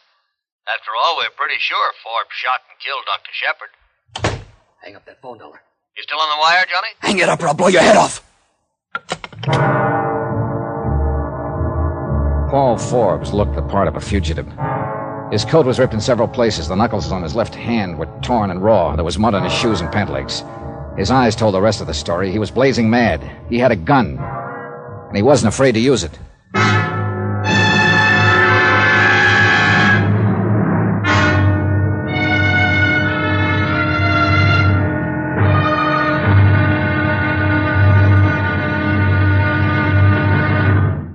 Now, here's our star to tell you about tomorrow's intriguing episode of this week's story. Tomorrow I find out how hard it is to kill a lie.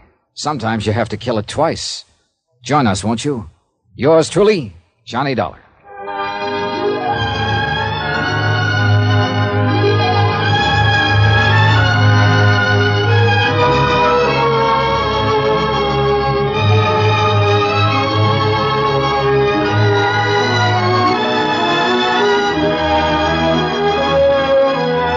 Yours truly, Johnny Dollar, starring Bob Bailey, is transcribed in Hollywood.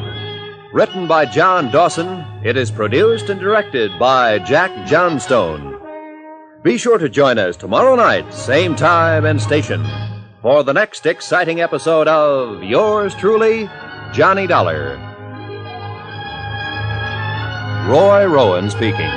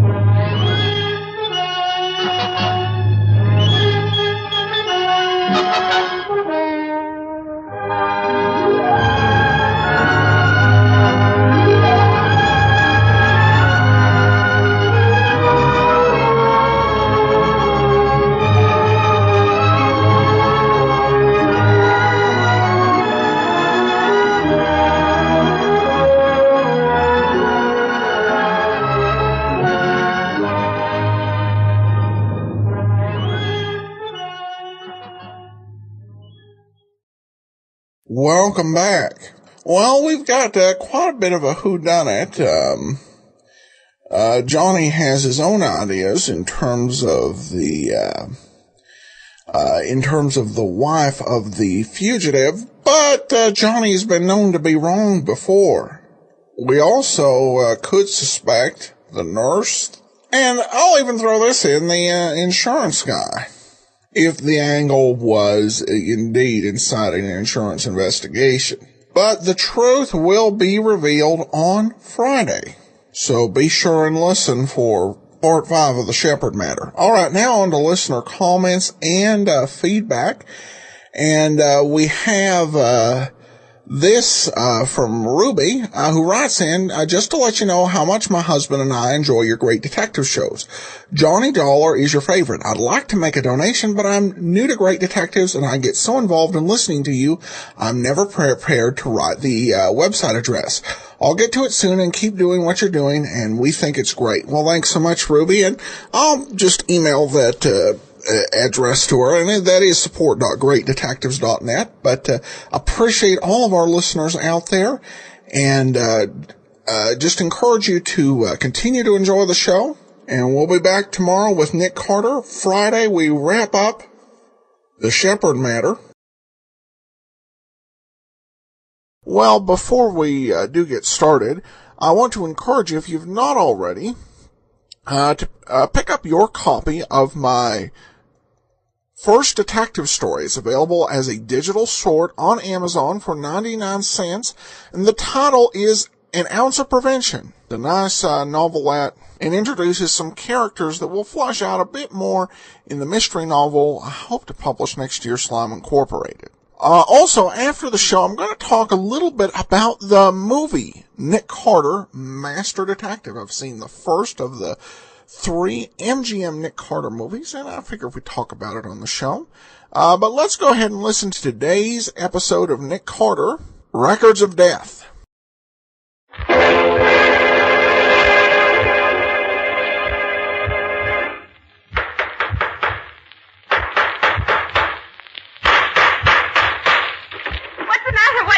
Another case for Nick Carter, Master Detective.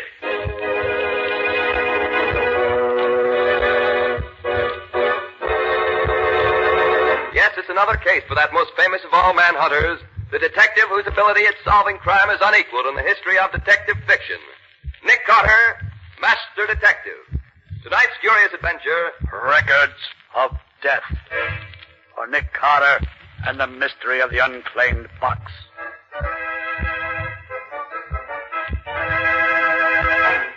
The fact of the matter is, Mr. Carter, that I have quite accidentally stumbled on a terrible crime. Or, to be more correct, I've stumbled on evidence that a terrible crime has been committed. But even so, Mr. Field, why do you come to me with it? That sort of thing should be reported to the police. Mr. Carter, what police would I report it to? Where was the murder committed? I don't know. Well, how can you know that a murder's been done if you don't know where it was done? Well, that's what makes this particular crime different from any other. Somewhere, sometime, a murder has been committed. Yet I don't know when or where.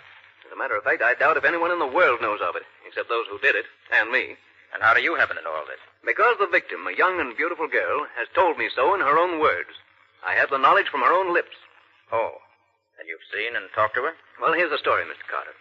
About a month ago, I attended one of the sales of unclaimed packages that the express company holds twice a year. Among other things, I bought was a box about 1/3 the size of a steamer trunk. It contains some miscellaneous articles of clothing and 10 phonograph records. Phonograph records, huh? Regular professional records? No, Mr. Carter. They were small record blanks you buy when you make home recordings for yourself. I immediately played the records, and since then I've played them so often, I almost know them by heart. And you learned about this crime from those records? Yes. Mr. Field, you wanted to arouse my curiosity. You certainly succeeded. When can I hear these records? Immediately, Mr. Carter. I have them in my room. If you'll go there with me, we can listen to them at once. Splendid. You mind if I take my assistant, Patsy Bowen, with me? Of course not. And as soon as she's ready, we'll go. Patsy! Yes, Nick? Get your hat. We're leaving at once to listen to a murder.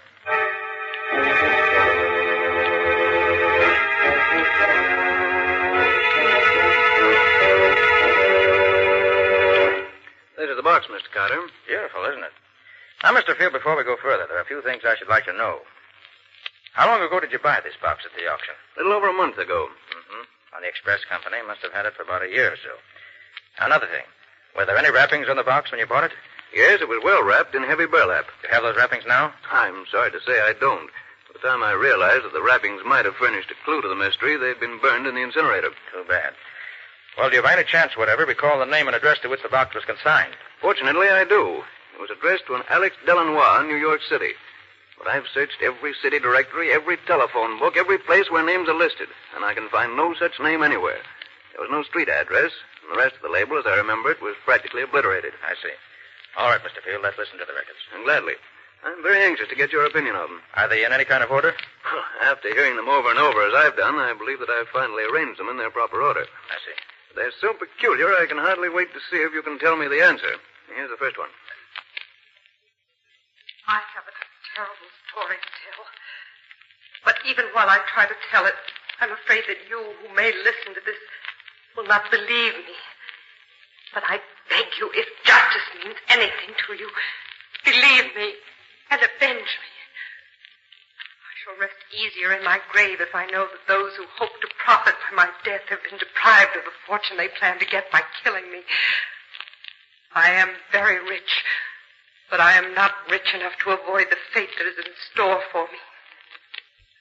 She sounds as if she meant it, doesn't she? I thought he was coming in, but he went away. I've tried several times to escape, but I've failed each time. I wish I could tell you where I am, but I can't, because I was drugged when they brought me here.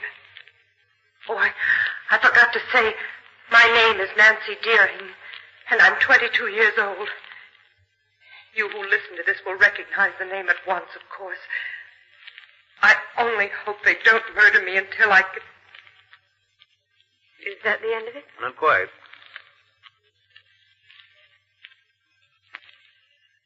He almost caught me that time.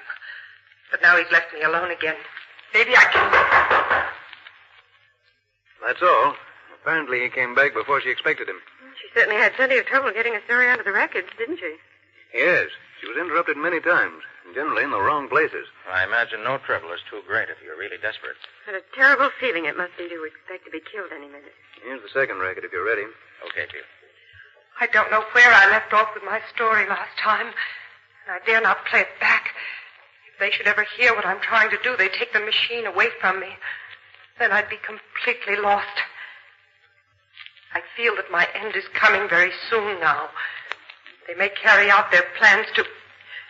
In the gloaming, oh, my darling, when the lights are soft and low, and the flickering... I think he's gone now. I'm sure Ralph was listening at the door, but the singing apparently convinced him I was listening to the radio. When the time comes, I know it will be Ralph who kills me. Olive will undoubtedly help him, but Ralph is the leader. I found that out the other day when they tried to get me to sign the papers which will give them possession of my fortune. I shall never sign, but that... When the lights The rest of the record is that song. They did her best to get a story on those records. Too bad she didn't succeed better. Well, she managed to get most of her story on the records, one way or another. The only thing she really missed out on was telling us more about herself than just her name. Probably never occurred to her that the records might travel thousands of miles before someone would hear them. Yeah, here's the third record. Last night, somebody searched my rooms while I was in bed.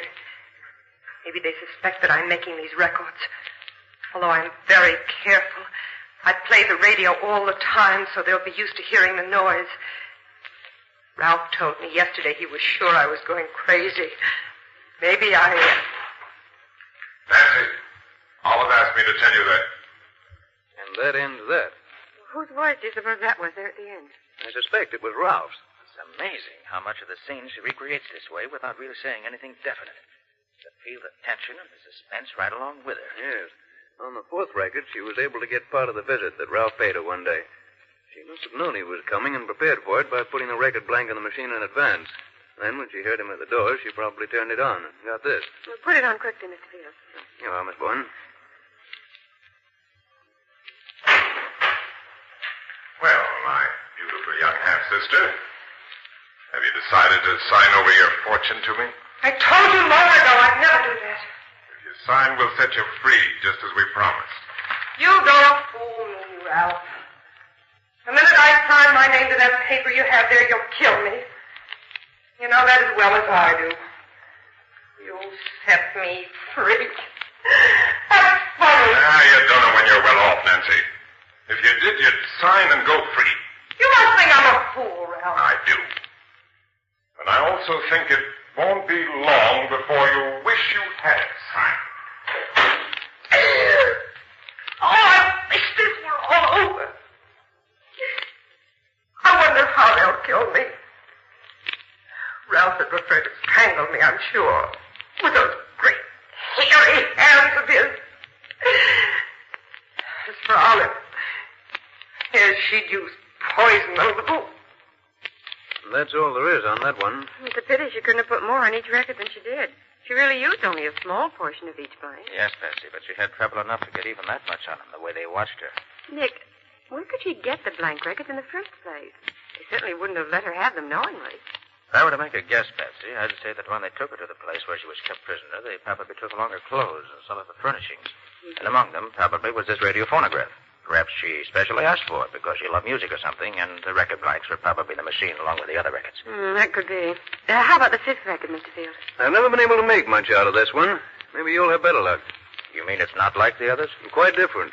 Here, I'll start it near the end. The whole first part is just scratch and nothing else.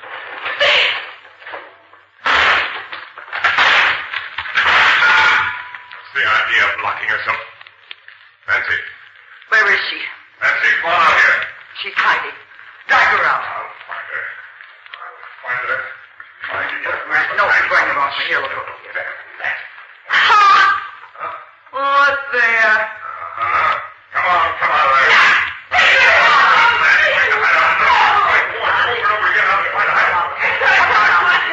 Come on, get her. Now, the sooner you do it, the better. No. Give me that. Nearly got me that time, didn't you? Too bad for you. You didn't succeed. You little devil, I'll fix you but good. Not very clear, is it? Perfectly clear to me. Nan locked her door and started the record. For some reason, she waited before saying anything. Then Ralph and Olive came, found the door locked, and, being suspicious, broke it down. Nancy hid, and they dragged her out. There was an argument about something, and I didn't get. Nancy grabbed Ralph's pistol and took a quick shot at him, but she missed. Before she could pull the trigger again, he took the gun away from her. Good grief, Mr. Carter. It's clear enough when you tell it. Well, here's the sixth one. I must hurry. The time is very short.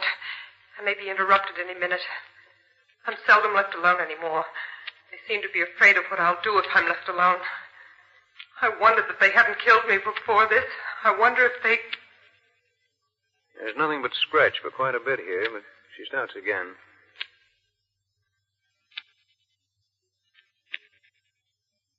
Olive came in. I had to stop. Now she's gone for a few minutes at least. Yesterday I wrote a letter to my father, and I threw it out the window, hoping someone would find it and mail it. But Ralph found it and brought it back to me and laughed at me.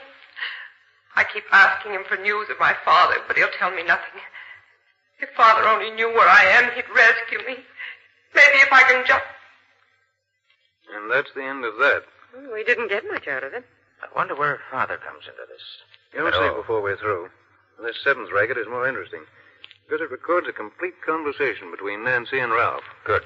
Let's hear it.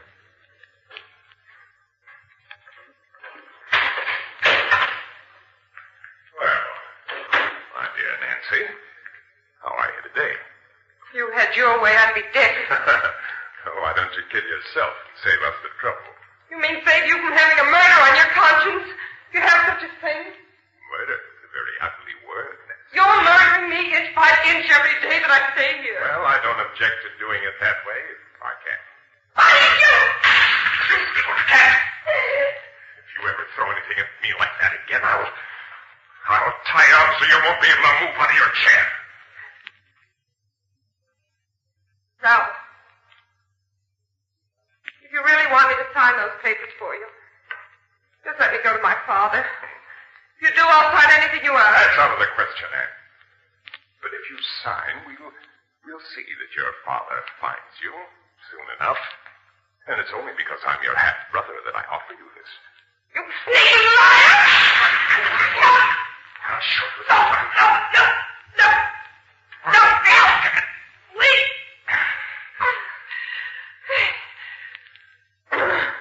Next time I'll kill you. If you weren't my half-sister, I'd do it right now. And I'd enjoy doing it. So don't tempt me too far. I might forget that your mother and mine were the same. Please. Ralph. Will you get me a glass of water? Oh. Please, Aunt. Please. Well, all right. But no tricks or I'll lose. Oh, gosh, I wish we could have had more of that. Yes. We might have learned something really important. You will. Nancy knew the record was near the end, and that glass of water was merely an excuse to get Ralph out of the room while she put on a new one. Good for her. She's a clever girl. Oh, what a terrible ordeal she went through. Never knowing from one day to the next whether it was her last. Quiet, Betsy, please. Thank you. You were gone quite a long time. I met Olive in the hall. She reminded me to tell you we've decided that unless you do as we want you to, you have just one more day to live. Just one. Do you think that frightens me? I'll almost welcome death, because I know it's the only way I'll ever get away from you two. And I'm firmly convinced you'll never succeed in getting possession of my fortune. Of course we'll get it. No doubt about that. I don't think you will. No? No. That is, you won't get it unless you're planning on murdering my father, too. After you forged a new will for him to leave behind him. Smart, aren't you? Guessed it the first time. No. No, you wouldn't. You couldn't. No, why not? He's not my father, and we want his fortune for ourselves. I can't believe such inhuman creatures as you two really exist. Our mother bore a strange lot of children, didn't she? On one hand, we have you, my saintly Nancy. And on the other hand, we have the twins, Olivet and me, who are anything but saintly. Yes, life is very strange sometimes. Get out! Get out! Leave me alone! I gotta die to be with you! That's an excellent idea, Nan. I'll be gone for about 15 minutes. If you're wise, you won't be alive when I return. Goodbye. I hope forever.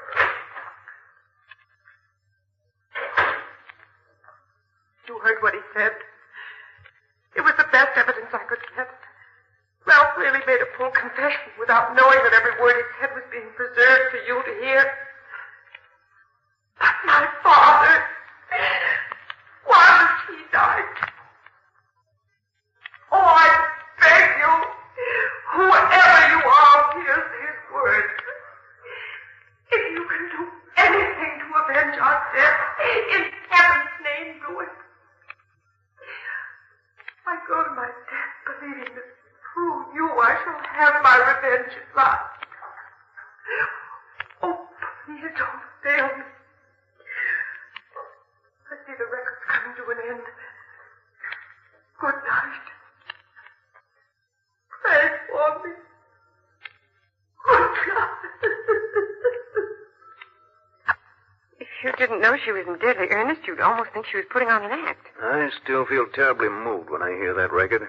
She never had a chance, really. Well, let's hear the next one. That's the 9th, isn't it?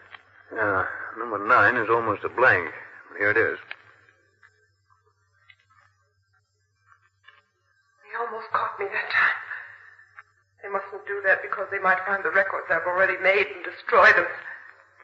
They're both coming back in a few minutes, but maybe I can... Is that all there is on that one? That's all. That's the end of the record. There's one more, isn't there? Yes. Number 10. The first 2/3 of it's blank. It starts here. Stand back, both of you. Nobody. You see, I'm armed. You know I can shoot straight. I'll kill the first one of you to move. Confound it, that's my gun. Where did you get it? Olive gave it to me so I could defend myself. That's a lie, you know it. What is it?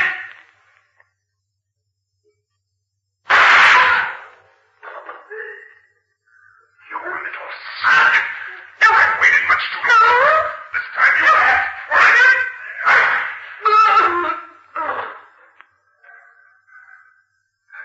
Well, that takes care of you.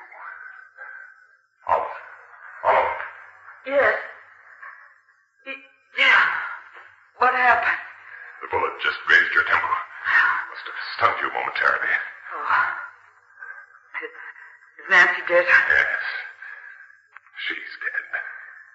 What'll we do with the body? The old man will be here in a couple of hours. We don't want to be caught. That's the end of the last record. Poor Nancy. She certainly got a tough break. I truly believe that's the most remarkably told tragedy in history. Oh, Mr. Carter, have you got any ideas? I have, but I'm not ready to talk about them yet. Well, what's the next step now, Nick? Well, first of all, Patsy, I want to examine the other contents of the box thoroughly. I can look them over more intelligently now that I've heard the records. Then I want to play those records over and over until I know them by heart. And then? Then I expect to be able to give you the answer to the problem.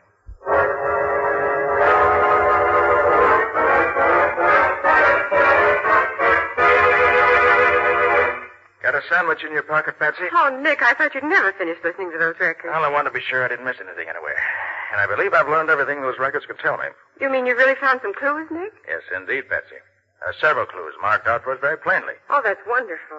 But first, I want to go over that list from here of the other things that were in that box addressed to Alex Delanois. Of course, Nick. Let me see now. Yes, here it is. Opera cloak with label Felix and Company, Toronto. And a beautiful and expensive thing it was, too. Silk slip with the name Olivette Dupre pinned on it. Wish I could wear silk like that. Patsy. A silk slip with the name Nancy Deering pinned to it. A New Testament with the name Evangeline Dupre on the flyleaf. Several rings, all very valuable. A real pearl necklace. And some beautiful and very expensive lace. Also, of course, the blood-stained nightdress, which must have been the one that Nancy was murdered in. And the 3 snapshots, of course. Oh, yes. One with the name Olivette on the back, one with the name Ralph, and one with the name Evangeline Dupre Deering. Whoever packed that box knew exactly what he was doing, Patsy. It all ties together beautifully. He or she has given us all the clues he could to the people concerned in the affair. Evangeline Dupre Deering must have been the mother. Yes. She had 2 children, twins, Ralph and Olivette by her first marriage. Then she married Nancy's father, a man named Deering. But that doesn't get us much nearer a solution, Nick. No, but it does, Patsy. Did you notice that all the voices we heard in the records were American? Well, yes, I guess they were. And yet the names are mostly French, aren't they? Mm-hmm. Now, where do we find a combination like that around here? Why, in Canada, I suppose. Exactly.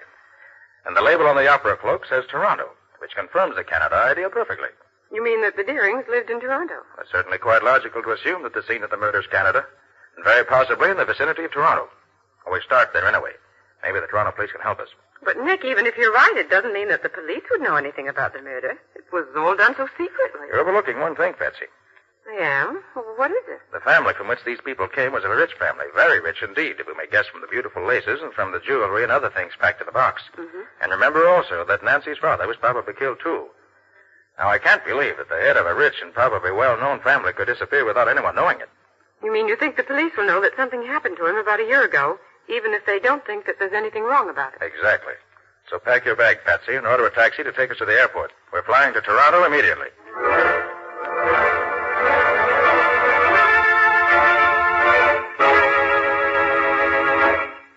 I'm very happy to welcome you back to Toronto, Mr. Carter. It's been many years since you've been up here to see us. Well, thanks very much, Chief. Now, you mind if I ask you a few questions? Oh, of course not. Go right ahead. Did you get a letter about a year ago telling that a murder had been done, and that if you wanted proof, you should claim an express box sent to New York City in the name of Alex Delanois? Wait a minute. By George Carter, we did get just such a letter. But we thought it was the work of a crank and destroyed it. You mean it was true? I have every reason to believe it was. Now, another question. Would you know anything about a girl named Nancy Deering, or about her father? For heaven's sake, Carter, what do you know about the Deering family? You answer my question first, I'll answer yours. What about the Deering? The father, Charles Deering, was the younger son of an English nobleman. Mm-hmm. He was immensely rich, had a house here in town, a country place called Deering Hall. He married a woman with 2 children, twins, I believe, and she died when his daughter Nancy was born. He was always prominent in local affairs up to about a year ago, when he's said to have disappeared. Hasn't been seen since. I understand he started for Deering Hall, but never arrived there, according to his 2 stepchildren. What about his daughter, Nancy? Nancy was brought up by relatives in Montreal. Few people here know her at all. But as I remember it, she was supposed to have disappeared just before her father did. Although I now understand that she was at Deering Hall with her half-brother and sister all the time. You say Nancy didn't disappear after all? I know. As a matter of fact, she was here in Toronto this past week. She believes her father is dead, so she's applied for letters of administration for the estate. I thought so. You did? What do you know about it? Enough to know that this girl who calls herself Nancy Deering isn't Nancy Deering at all. She's an imposter whom the stepchildren have brought in to impersonate her. Chief, we got to get out to Deering Hall at once.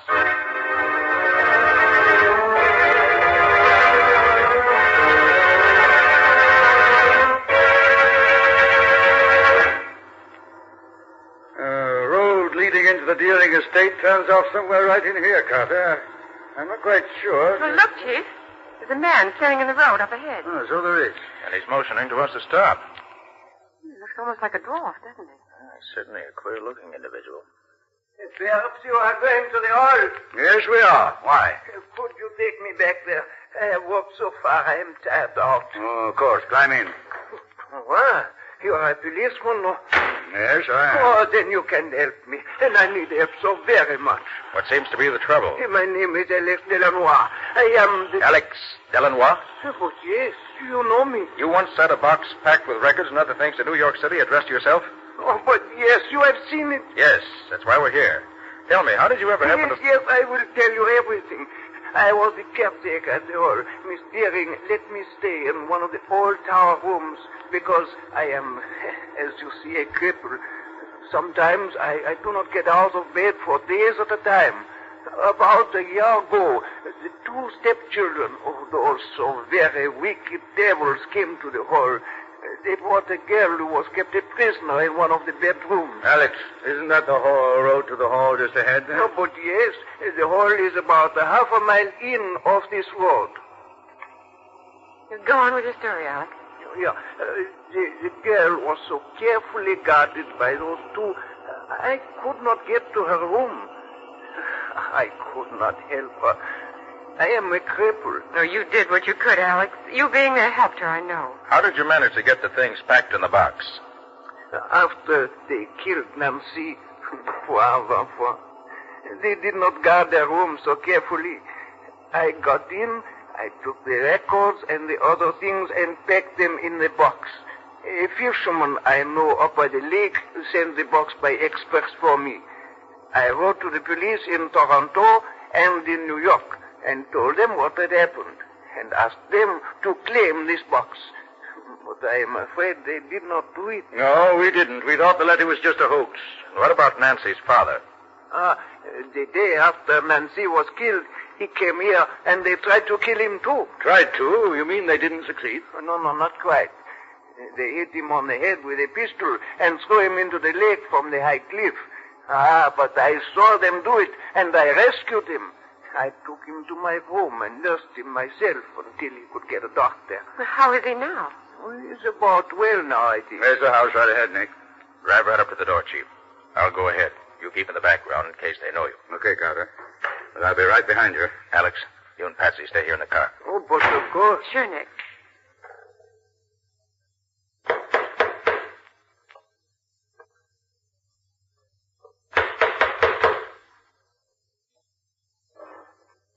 Yes?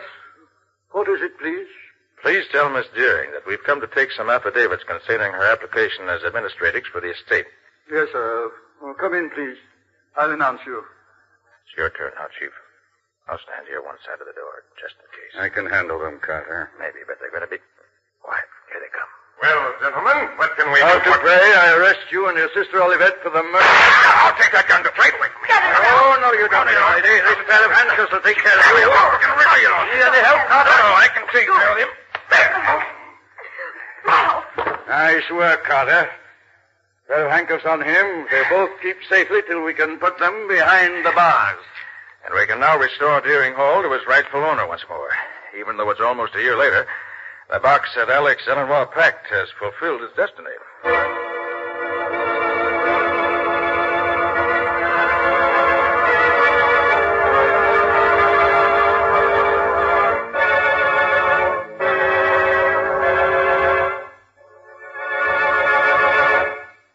This has been another of the strange adventures of Nick Carter, Master Detective, which are brought to you regularly at the same time by WOR Mutual. What's your story going to be about next week, Nick? Well, next week I'm going to tell you the tale of the thief and murderer who had to be caught twice before he was really caught at all. And when Nick caught him the second time, it was because he was able to guess in advance exactly what the criminal was going to do, as well as exactly what he was going to think. And what did you say the crime was? Merely a matter of murder and robbery. Well, there was nothing unusual in the crime itself. The excitement came in the way Nick chased him, outsmarted him, and finally caught him. It's a very special example of the criminal who was just a little too clever for his own good. He overrated himself and underrated Nick. That's always dangerous where Nick Carter is concerned. Thanks for the compliment. And so long till next week. So long, everybody. And so long to you both. In the strange adventure you've just heard, Nick Carter was impersonated by Lon Clark, Patsy by Helen Choate. Original music was played by Lou White, and the entire production was written and directed by Jock McGregor. Next week at the same time, listen to another curious experience of Nick Carter entitled The Unwilling Accomplice, or Nick Carter and the Mystery of the Society Burglar. story is a copyrighted feature of Street & Smith Publications, Incorporated. This is Mutual.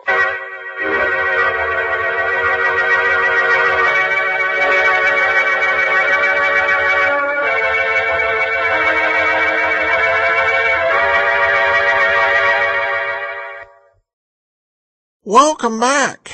I love the concept of this episode. In so many ways, it's fascinating and a bit creepy at the same time.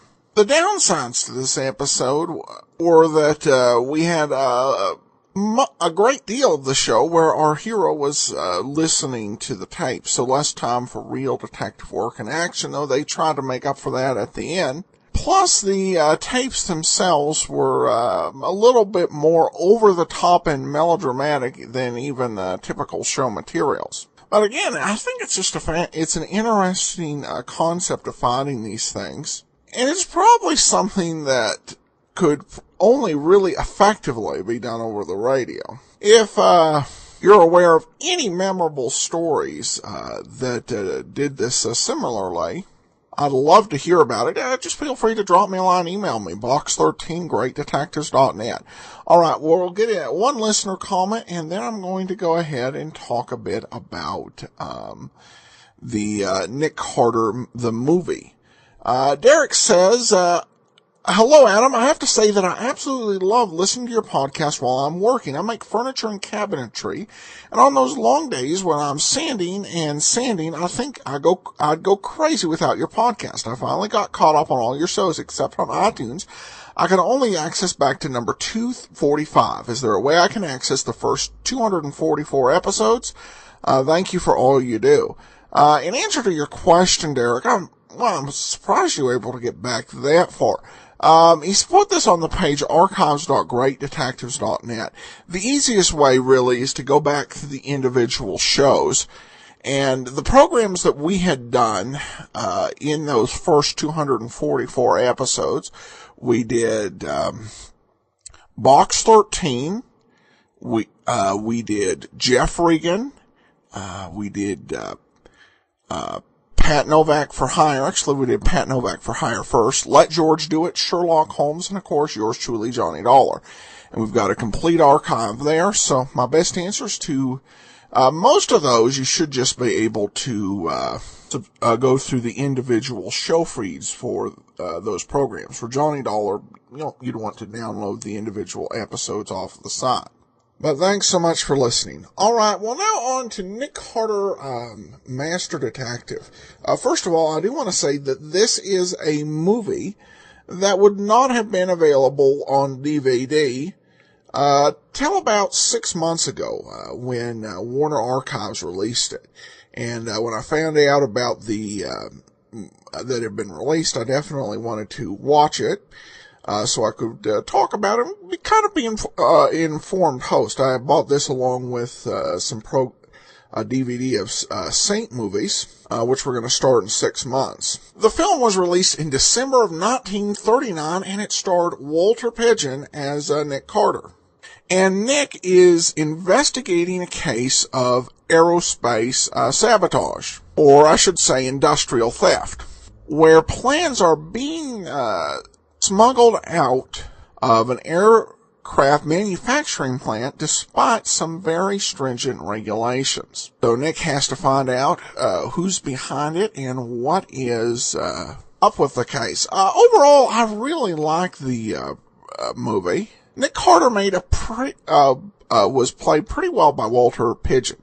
A charming, competent character is the way that Pidgeon portrayed Carter, with some nice touches of humor. Carter would often take, in this film, he would take precautionary steps in case somebody was part of the conspiracy. His catchphrase in this movie was, "If I'm wrong, I'll apologize." Also, I have to say that some of these early aviation scenes were pretty fascinating.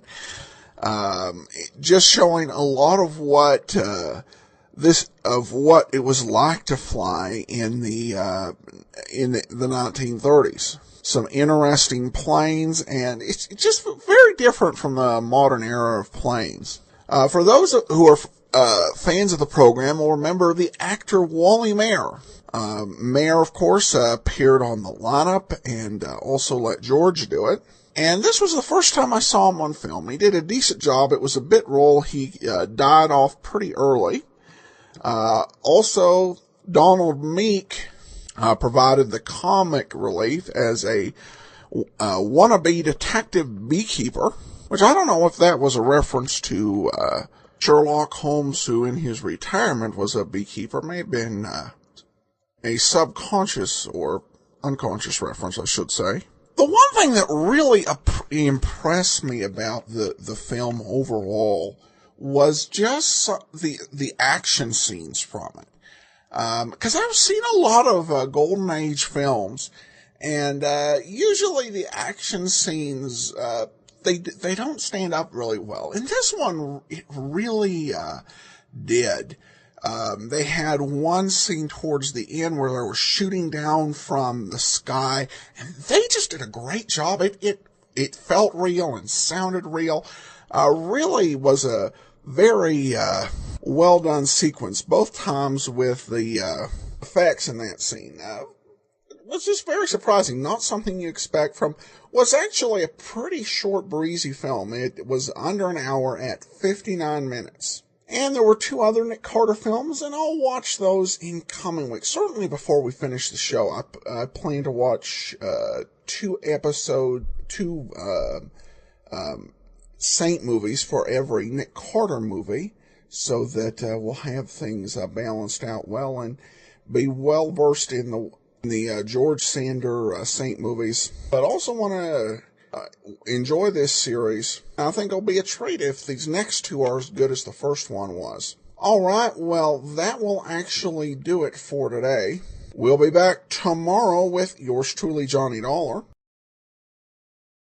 Well, before we do get started, I want to let you know this program is brought to you by the financial support of our listeners, and you may support the show at support.greatdetectives.net. Also, I want to, before we play Johnny Dollar, let you know that we will be coming up after the show with an episode of Dr. Tim.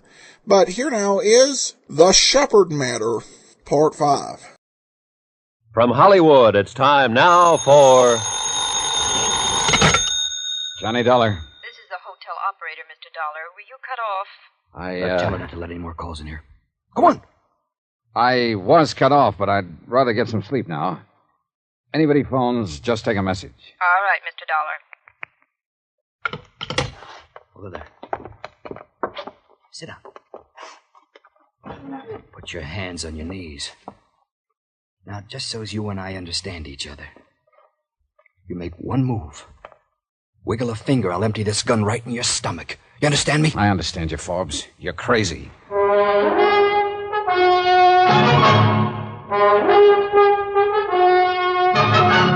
Tonight, and every weekday night, Bob Bailey in the transcribed adventures of the man with the action-packed expense account, America's fabulous freelance insurance investigator. Yours truly, Johnny Dollar.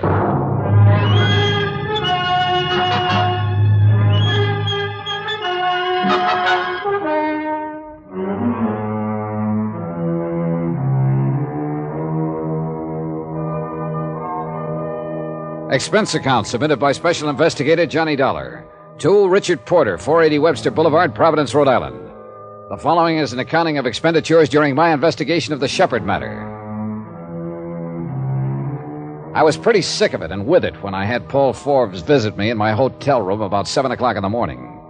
He'd used a gun in front of me once before to crack my skull. I decided I'd try to avoid that again. So I sat down and I played good. It didn't seem to please him a bit. You were out to my house about an hour ago, weren't you? Yeah, I went out to talk to your wife. Yeah, I saw you. I was across the street watching. I followed you here. Fixing up another deal, huh? I don't know what you're talking about, Forbes. I followed you here so we could have a little talk. And we're going to have it, you and I. You ought to put that gun away and let them take you, Forbes. Where do you live? In Hartford, Connecticut. I mean, where do you live in town here in Providence? I don't. I live in Hartford.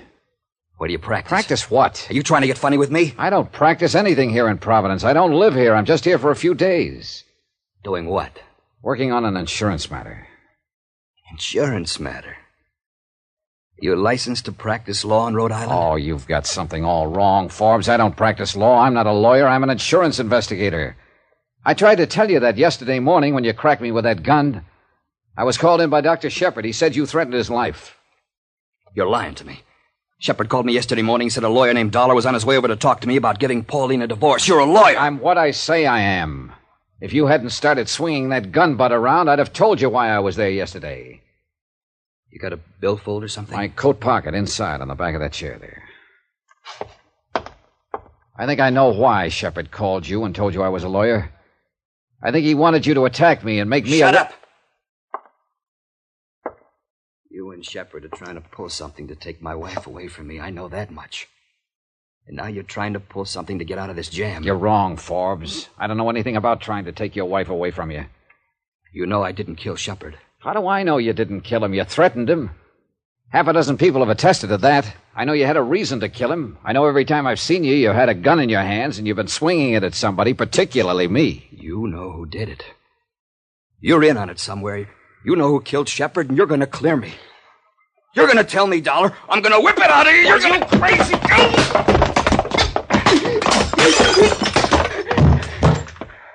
All right. Get on your feet.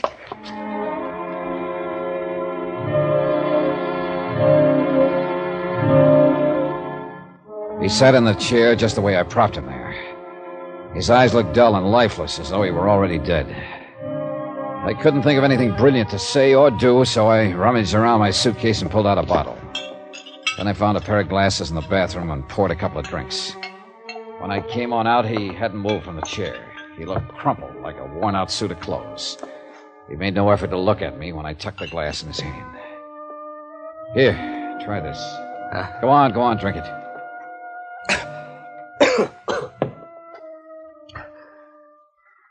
Why don't you call the police? Now, you say you followed me here to have a talk and find out what's what. Now's the time to talk, pal.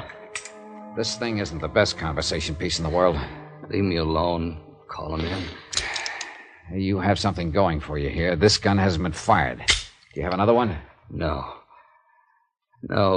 Dollar, I didn't kill Dr. Shepard. I wanted to more than anything in the world. But I didn't kill him. Now, look, I want some facts. So let's start with last night. Where were you when Shepard was shot? How do I know where I was? I don't even know what time he was shot. All right, let's start with yesterday morning. You slugged me, ran out of the house, jumped in a car, and what happened? Go on, take it from there. I drove over to Dr. Shepard's office. I was going to have it out with him. He was breaking up my home. Well, go on. Did you see him? No. I parked down the street from his office, and then I saw him jump in his car, and I followed him. He came back over here. I knew my wife must have called him to take care of you. What happened then? I went over to the park and sat and tried to figure things out. You don't know what I've been through this past year. All right, go on. Then I went to a bar. I was hungry. I hadn't eaten all day. I got a couple of sandwiches, and then I had some drinks. I don't know how many. Anyhow, the more I drank, the more hopeless everything looked. Did you call Shepard? Yeah, I called him from the bar. Any idea what time it was? Must have been around 5 or 6. What difference does it all make? I'm cooked, and you know it. Go on, will you? You called Shepard. Then what did you do? I told him I wanted to talk to him about everything that had happened. I told him where to meet me. You mean you wanted Dr. Shepard to come down and meet you so you could kill him? Maybe I did have that in my mind. I don't know. On the phone, he sounded so calm and said we could talk it out and straighten it out like gentlemen. Did you talk to him? No. I didn't see him at all. I waited an hour and he never showed up. I called his office back and the answering service said everyone had gone out for the day and I didn't know what to do. I got back in my car and turned on the radio, and that's where I heard I was wanted for murder. Dollar, I didn't do it. I swear I didn't. I had reason enough, but I didn't. I knew all about the others, but this was serious. Wait a minute. What others? Pauline's always had other friends. Friends. I guess I don't know. I don't guess I love her anymore. I don't know. I don't think she ever loved me. But I needed her. I needed her more than anything this last year or so. And at times I did love her the way it once was. And I found out what was going on between her and Shepard. She wanted a divorce. I wouldn't give her a divorce. If I had let her and Shepard get away with it, would have been too much to take, to ask. Oh, this doesn't make sense. Even though you didn't love her and she didn't love you, you wouldn't stand still for a divorce action? It sounds stupid. I just told you. I needed her so much this last year or so. So much. Still doesn't make any sense, Forbes. Why didn't you let her go? She knew she didn't have to divorce me.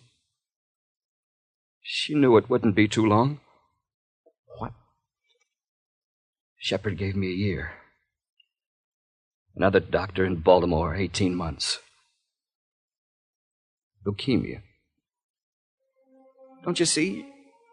She would have been free.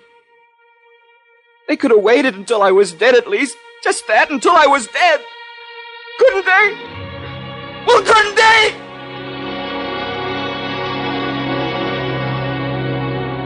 Expense account item 10, $2, sleeping pills. I fed them to him along with a cup of hot chocolate. He looked pretty worn out, and within 15 minutes he was sound asleep in my bed. Item 11, $4.16, one long-distance phone call to a Baltimore clinic where I spoke with a Dr. Franz Mueller. Dr. Mueller confirmed what Forbes had said. Forbes was doomed with an incurable ailment. Item 12, 20 cents, another phone call, this one from the hotel lobby to the coroner's office. I learned that Shepard had been killed by 32 caliber slugs. Forbes' gun, a .32, had not been fired or hastily cleaned. His story was checking out. That left just one small item to be cleared up. Expense account item 13, $4, taxi fare from my hotel back to the Oakdale home. Special rates for nurses. Hello. I thought you'd be back to see me. Somehow I'm glad it's you, Mr. Dollar. Go ahead. It's an old story. Terribly old and corny. I applied for a job as Dr. Shepard's nurse 5 years ago, and I fell in love with him that very day. I've loved him every day from that time on. 5 years. Go on. I don't know when it was, when you started up with Mrs. Forbes. I knew she was trying to get a divorce. I knew Mr. Forbes wouldn't stand for it. Then one day, last week I guess it was, I heard Doctor talking to her on the phone. He said, there's a way to get rid of him. I knew he was talking about getting rid of Mr. Forbes. Did they discuss the part about Shepard getting Forbes to threaten his life in front of witnesses so he could shoot him down when the time came? No, I didn't know that until yesterday morning. So long ago, it seems. You came to see Doctor, and then you left. I overheard him on the phone again. He called up Mr. Forbes and said Mr. Dollar was coming over to talk about the divorce action. And he knew Forbes would be upset enough to attack me. Doctor was very good about anticipating what people would do in given situations. Even me. I was in the office when Mr. Forbes called last night. I saw Doctor put the gun in his coat. I knew he was going down to meet Mr. Forbes and shoot him, so I followed him. He was walking around in the dark looking for Mr. Forbes with a gun in his hand. I ran up to him and pleaded with him not to be crazy, that Mrs. Forbes wasn't worth it. Then he said he was going to kill me, too. We struggled. The gun went off. I don't know how many times. I can help you, Corinne. You didn't mean to kill him. He meant to shoot you. When all these other details come out, the most they can charge you with is second-degree justifiable or manslaughter. No, you're nice. But I can't get off. Huh? I guess the police haven't found her yet. I went over and killed Mrs. Forbes an hour ago.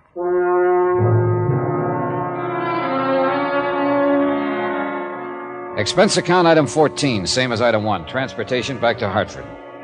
The next time you have a doubtful insurance application, Mr. Porter, settle it yourself or call someone else. Don't call me. As far as I can add up, and I'm not going to recheck the figures, expense account total is $485. Yours truly, Johnny Dollar.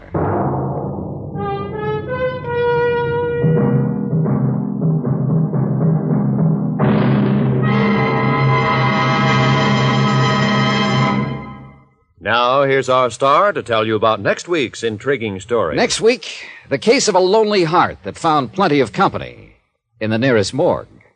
Join us, won't you? Yours truly, Johnny Dollar.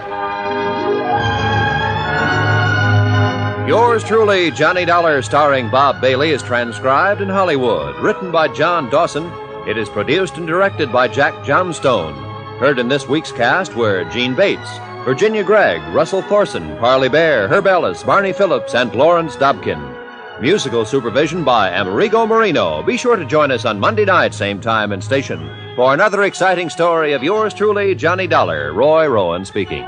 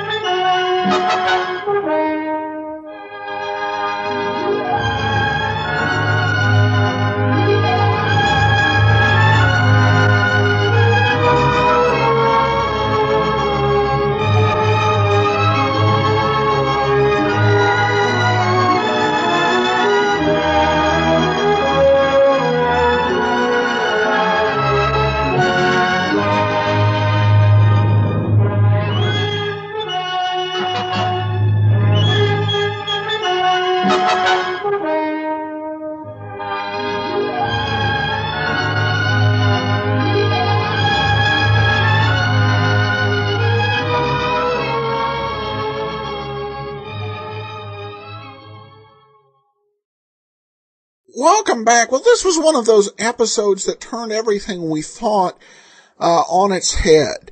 I think throughout the show that really Forbes looked like a bad guy. And then we get to the end and you just feel bad for the guy. Just a horrible way that things went.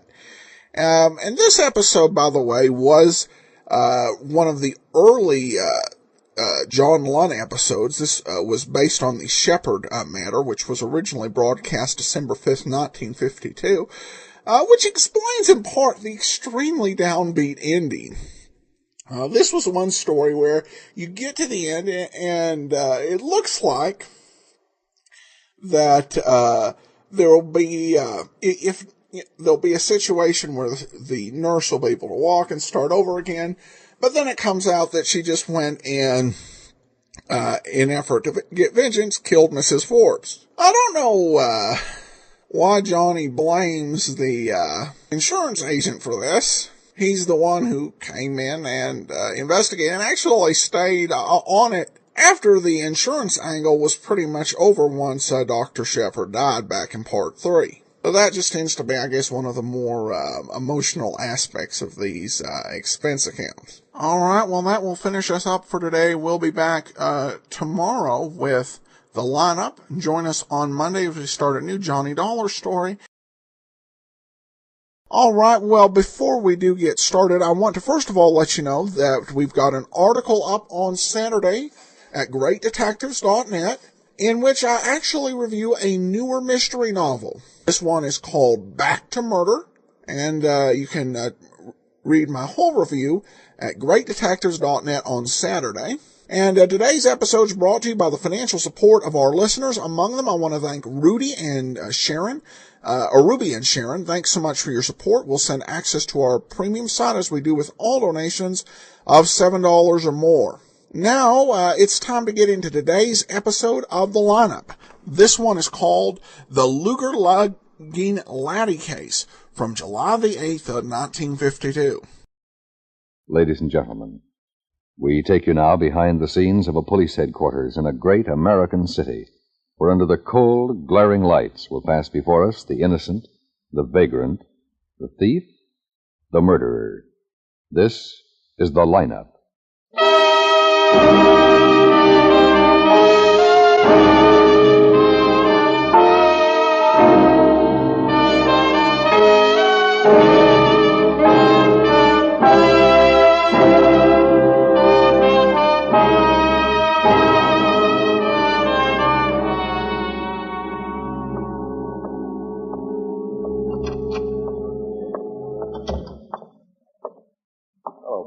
How's it going? Oh, slow today. Oh, I wouldn't kick about that. Cigarette? Yeah, thanks. Where are you going on your vacation? No place. I'm going to paint the house. Some vacation? House needs painting. Peeling pretty bad. Hey, any brushes? Thanks, Quine. Neighbor's going to loan them to me. May I have your attention, please? You, people out there have on the other anyone? side of the wire in the audience room. No, May I have your just attention? thought I'd watch Cargo work. Thank you. How's for lunch? My name Okay. is Cogger, Sergeant Pete Cogger. I'll explain the lineup to you. Each of the suspects you will see will be numbered. I'll call off a number, their name and charge. If you have any questions or identifications, please remember the number assigned to the prisoner as I call his name. The questions I ask these suspects are merely to get a natural tone of voice, so do not pay too much attention to their answers, as they often lie. All right, bring on the line. All the way to the end of the stage, boys. Keep it moving all the way. You in front there. Me? You mean me? Yes, you, over here, this end of the stage. Now get over here. All right, now turn and face the front. You again. Me? Yes, the front. Face the screen. Stop talking in the line. You, number one, shut up. Okay. All right, number one, Tony Laselli, alias Tom Leslie, 12 arrests, 3 convictions. Probation 6 months on the first sentence, 3 years on the second. Car theft and robbery. Step out, Laselli. I said step out. To where? You've been in lineups enough to do it blindfolded. Now step out. This suit you? Where do you live? In a dump. My own man. What's the address, Tony? I don't know, someplace in the Bronx. What's the address, Tony? I ain't been there in 6 or 7 years. How you think I'm going to remember all that? What's your age, Tony? 23. I'm tired of getting pushed around by you guys. Not asking your opinion. I just want facts. Well, that's a fact. Where do you live here? Here. Been in this stinking town 2 hours. Cops picked me up too fast to even rent a park bench. You wanted in St. Louis, Denver, Phoenix, and Los Angeles. Yeah, I get around, huh? The charges went from suspicion of armed robbery to assault with a deadly weapon, a knife. Oh, nuts. I only nicked them. What brought you to this town? Guy had a job for me. What kind of job? Oh, what you call it, a bill collector. Explain it. Well, this guy wins 3 G's in the game and don't collect, so he wants I should collect for him. Who hired you? We got him already. He's down the line there. Number 6, Ronnie Dowling? Yeah, that's him. I hope you have a pleasant stay with us, Tony. Now, we'll see if we do better with you. Number 2, Thomas Vincent, open charge. Step into the circle. Where do you live, Thomas? Well, 6,000 Parkway Terrace. Is that a house? Well, it's an apartment hotel. I'm in apartment C. What do you do for a living? That's on the 3rd floor, apartment C. Thank you, Thomas. Now, what do you do for a living? Nothing. You live in a pretty expensive neighborhood. Oh, boy, you're telling me. What do you do for a living? You asked me that once. I didn't like your answer. Well? Well, what? What do you do for a living? I told you, nothing. What do you do for a living, Thomas? I keep books. What you mean is you make books. Yeah. I'm a bookie. Where were you arrested, Thomas? In a bar. What bar? Where? I don't know the name. Yeah? We're wanted in robbery Refresh your memory, detail. Thomas. Okay. Nixon Grill. That's South Henry. Yeah, that's... Have any weapons? Cargo sure had it today. Sold a couple of other guys. Oh, who? 2 bank tellers. Dead. Where? 3 guys took the National Trust Bank. Submachine guns. Tore up the place.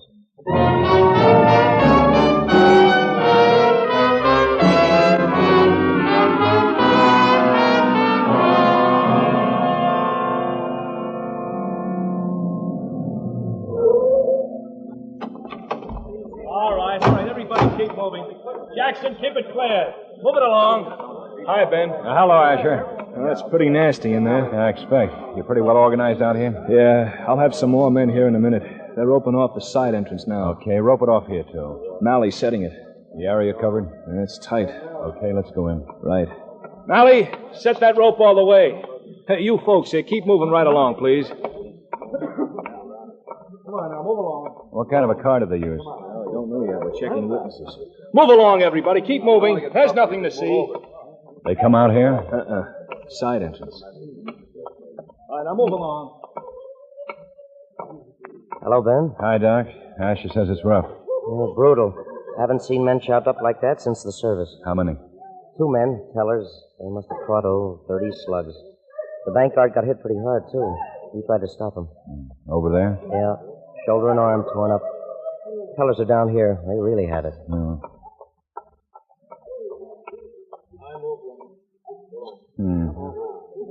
I'll cover them up.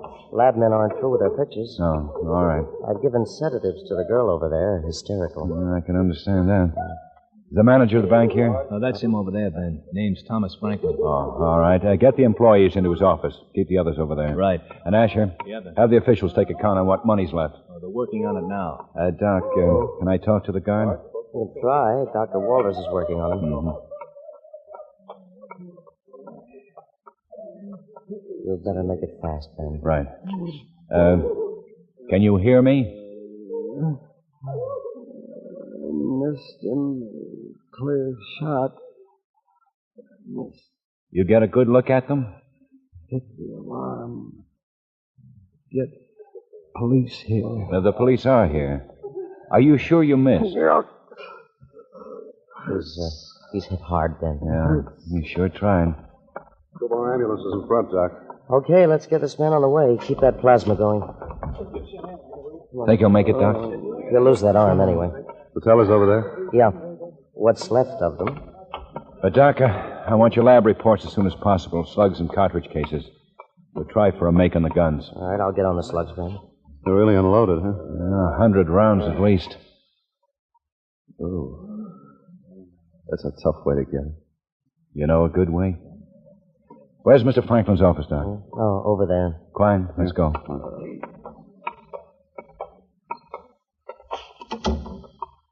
Mr. Franklin? Yes? I'm Lieutenant Guthrie. This is Sergeant Quine. Yes? I'd like to ask some questions, if you don't mind. Yes. Of course. Sit down. Thank you.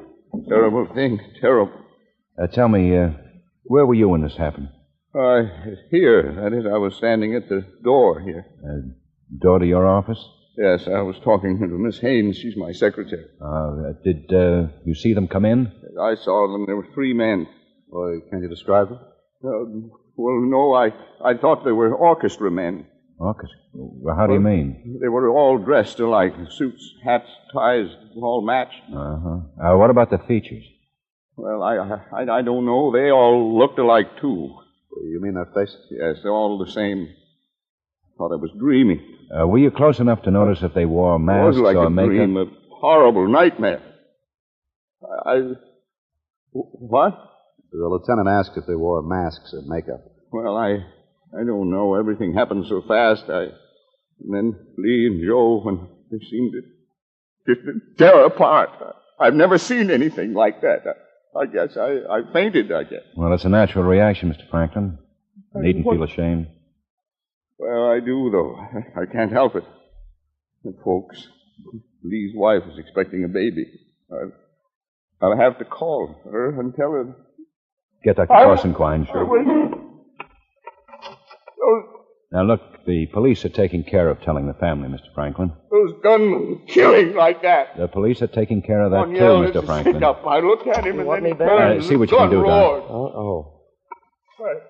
Please call Lee's wife. Let's get him on the divan. Yeah, right. I'll give him a high call. Right. Take off the coat, No, Is Mr. Franklin all right? Yeah, nasty shock for a man his age. Doctor's taking care of him. I'm Miss Haynes, the secretary. May I help? Lieutenant Guthrie, Miss Haynes. I'd like to ask some questions, if you don't mind. Did you see the men? Oh, yes. How close were they? Mr. Franklin and I were talking there at the door. I guess I was 20 feet from you. Can you describe the men, the clothes, features, voices, anything like that? Yes. Tell the truth, I was so scared I couldn't think. Well, how were they dressed? They all wore dark brown suits and brown felt hats. They all matched. The same styling and material and everything. I didn't pay much attention at first, that is. Oh, well, why not? Isn't it unusual to see 3 men all dressed alike? No, not around here. We have some theatrical agencies in the building, and all kinds of odd characters come and go. I guess I just thought they were a combo. A combo? Yes, you know, a small musical group. Oh, yes. Well, what about their features? Well, I remember I started to turn back to my desk when I realized they all looked alike. I mean, their faces were all the same. And I saw Mr. Franklin staring so funny. And then I heard the guns. Their faces were all alike? Yes, like masks. Uh-huh. Excuse me, Ben. We've got to leave. Just a second, please. What kind of mask, Miss Haynes? Well, I'm not really sure that's what they were. Well, were the faces like Halloween masks? Well, yes, only they weren't so grotesque. Well, they sell that kind too, Miss Haynes. Excuse me a moment, please. Yes, surely. What do you have for me? Asher found a dead man down the Broadway cable tunnel. Gunman? Yeah. The guard thought he'd missed. He didn't. Hit him pretty hard. Finally stopped him, huh? His buddies knocked him off. 2 in the head. Let's have a look. Out this way. Big telephone company work canvas stretched around a cable intake at the side entrance. And what did the phone men say? No phone men there. A bunch of equipment laying around. Down this way, Ben. Yeah, he started to bleed here. Uh-huh. Out of the bank. On his work canvas on that manhole. Sure no fuss with a getaway car. More blood here. Mally, call in. Get the phone people down here on the double. Let's go. Don't slip on that ladder. All right. Hey, what you standing there? Give me a hand here. Hand me that flashlight. Yeah. This puts us on the Broadway. Runs north and south. Turn your flash on. Right. Down this way. A bigger tunnel than I thought. Yeah, it carries all communications and power. Watch these pipes. Yeah. Oh! I told you to watch the pipe. I know it. I know it. How far have we come? About 50 yards. He's up here. Oh. I'll hold the lights steady. Oh, yeah. God caught him inside. His partner sure messed him up. Can't tell much what he looked like. We'll get to make off the prints. They had it figured pretty good. Cigarette? Thanks. Ben? Yeah. I could use an aspirin.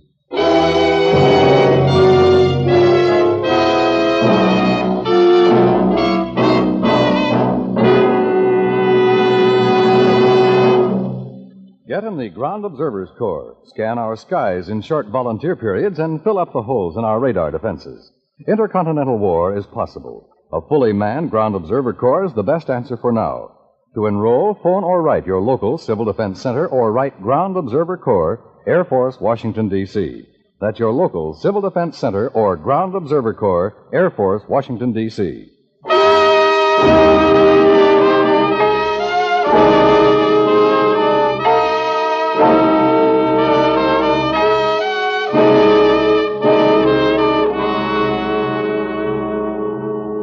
Pictures on this guy, then get him out of here. Right, Ben. Down here, Ben. Coming. Change clothes here. Beginning to figure. Yeah. 2 suits, 2 masks. More of these over something else. Yeah, there are exits down there. Hey, you see daylight. Yeah, tunnel takes the right angle. Look out for these beams. Now you tell me. You hurt? I tore my pants. Oh. Hey, what are you guys doing down there? Hi, Pete. Here, grab my hand. Right. Yeah. Still sore, Pete? Sore? Oh, you mean the lineup. Those guys had me going. They sure did. Yeah. Phone equipment here, too, huh? Where are we? Alley parallel to Main and off Second. Second? That's 2 blocks from the bank. Yeah. Pete, see if the telephone people have gotten to the bank yet. If they have, get them down here. Right. Oh, say, Quine, you tore your pants. I know it. I got a headache, too.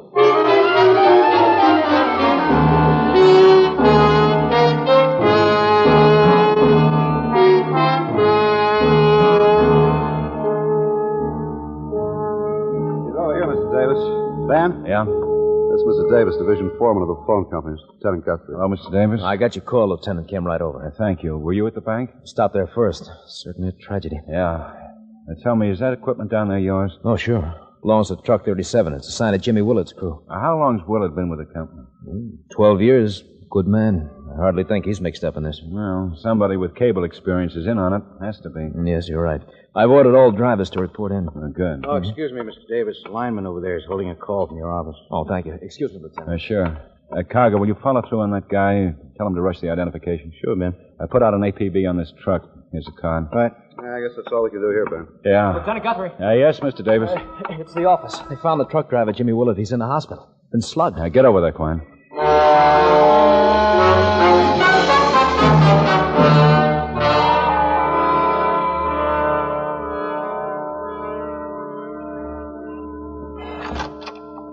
Now, what time is it, Quine?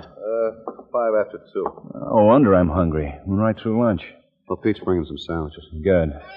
What'd you get at the hospital? Well, Willard's still foggy. Took a pretty bad beating. Thinks it's a guy named Fritzy Morris. Morris? Telephone man? Was. Got fired. Troublemaker. Crockett's checking the file. Good. Well, we found that phone company truck. Well, yeah, where? It's at the bottom of Lost Lake. Lost Lake in State Park? Mm-hmm. 2 kids phoned in about 20 minutes ago, said a guy drove it up to the cliff, got out, and let it roll into the lake. That's a break. So who's on it? Asher. He's got a crew up there now. Kids were pretty excited. No bet. It was kind of funny. Kids figured on getting a tanning. Or playing hooky. Yeah. Took them 2 hours to get up the nerve to call in. 2 hours? The hoods must have driven straight out to the lake. Mm-hmm. Then the guy drove away in a black Chevy coupe. License? No, they didn't get that. Well, where are the kids now? Asher's buying them chocolate sodas. And what did you find out? Here's the make. The gunman's got a record a mile long. Name's Miller, Frank Miller. Armed robbery. Got out 4 weeks ago. Mm-hmm. Hey, got onions on them. Yeah, it smells good. Yeah, here's yours. Ketchup and milk. Lieutenant Guthrie. Ben, this is Asher. Hi. They get the truck out? Yeah, there's a dead man in it. 2 slugs in the head. Any leads? Yeah. Guy's billfold has a rent receipt in it. Made out to Paul Morris, dated 2 weeks ago. Apartment 2B on West Palmer Drive. The address is 1327. 1327 West Palmer Drive, apartment 2B. You set a stake out? They're on their way. Good. We'll meet you there.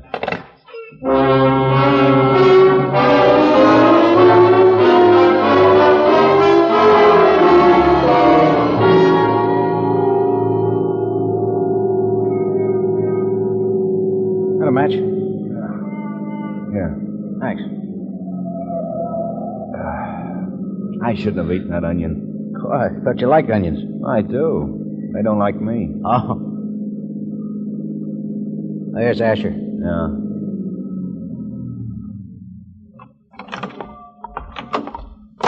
Block's closed tight, Ben. Good. There's stakeout set here? 3 on each side, 6 in the back. We're covering the front. You seen anyone in the apartment? There's a Chevy in the garage registered to Morris. Okay. We'll check the manager first.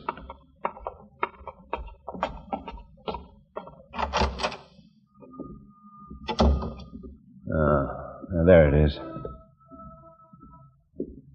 Let's see. This is Charles Carter. Just a minute. Yes? Mrs. Carter? Yes. We're police officers, Miss Carter. We'd like to ask you some questions, if you don't mind. Police? Why, my goodness, what's wrong? We're looking for someone, Miss Carter. Oh? Has anyone moved into the building recently? Only those 2 men in 2B.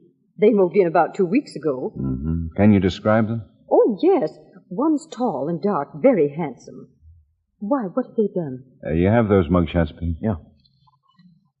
Right. Is this the man? Yes. That's Mr. Morris. Is he a crook? Among other things, yes. Pete, go get Asher. Sure. Miss Carter, you stay in your apartment there. Maybe trouble. Oh, gracious. And keep your door locked.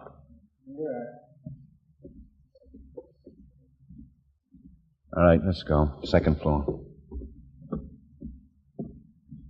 You'd think the place would have an elevator. Yeah. You gonna bowl tonight? We drove by. All right, this way. Now walk easy. Easy.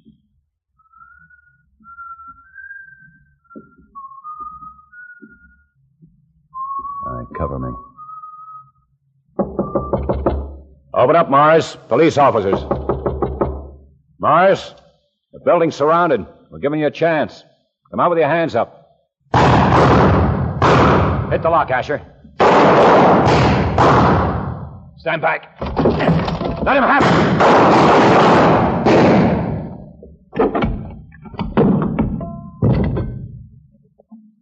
You okay? Yeah, got plaster all over me. Boy, you really had an armory here. Oh, come here, man. Huh? Oh, there's the money. He must have been counting it. Yeah. Ben. Huh? You been eating onions? Yeah. Want some gum? Oh, thanks.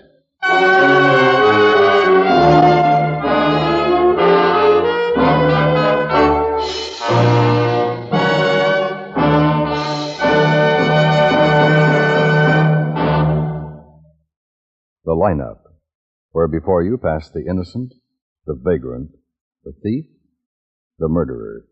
Listen again next week when we again bring you the lineup. May I have your attention, please? You people out there on the other side of the wire in the audience room, may I have your attention, please? Thank you. My name is Cogger, Sergeant Pete Cogger. I'll explain the lineup to you. Each of the suspects you will see will be numbered. I'll call off a number, their name, and charge. If you have any questions or identifications, please remember.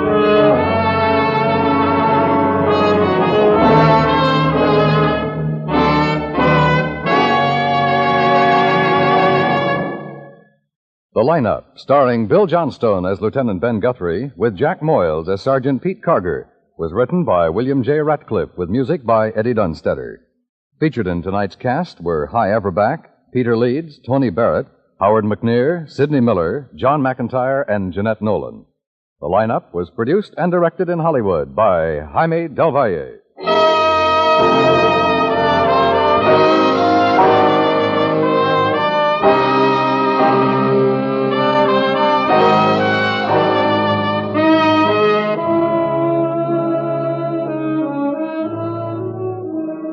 Never doubt the impact of radio, and especially CBS Radio, or its legions of listeners across the land. The last time anyone counted, there were over 105 million radio sets in America, and people really use them. How else could a phenomenon like this take place?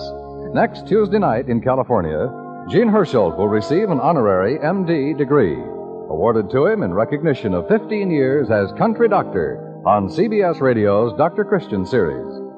Radio, and especially CBS Radio, where America listens most, is proud to carry on its leading role in bringing America news, public service programs, and diversion day and night.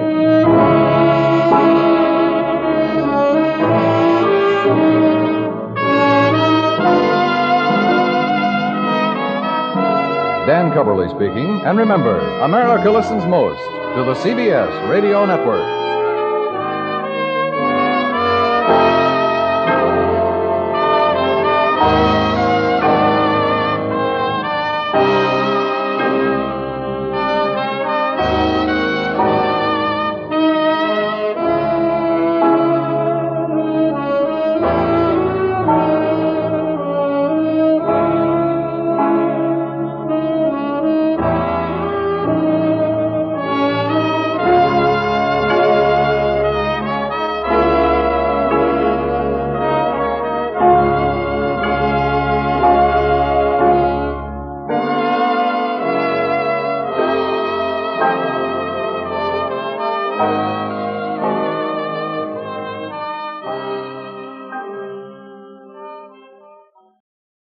Welcome back. Well, there were a couple things that really stood out about this episode. I loved the way they did the crime scene and kind of the panic. In some cases on these shows, people are all too calm. Here they show there are a variety of actions, and in this particular case, just very alarmed to find themselves experiencing this, and I think quite believably. There was also, it seemed to be, more chit-chat than usual among the officers about matters other than the case.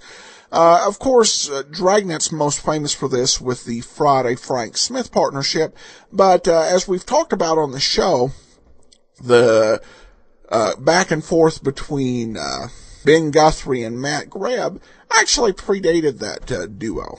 And here it was at maximum level. It didn't get too much, I think, and it was probably just on the edge of being too much, but it was really just enough to establish that these people work together, like each other, and are friends, and have a lot going on other than just their work. So it definitely adds some depth of characterization. All right, well, that'll actually finish it up for the week. Thanks again so much for listening. We will be back on Monday with yours truly, Johnny Dollar, and then join us back here on Saturday for another episode of The Lineup. In the meantime, your tweets are welcomed at Radio Detectives. Be sure and rate the show on iTunes, and become one of our friends on Facebook, facebook.com/Radio Detectives. From Boise, Idaho, this is your host, Adam Graham, signing off.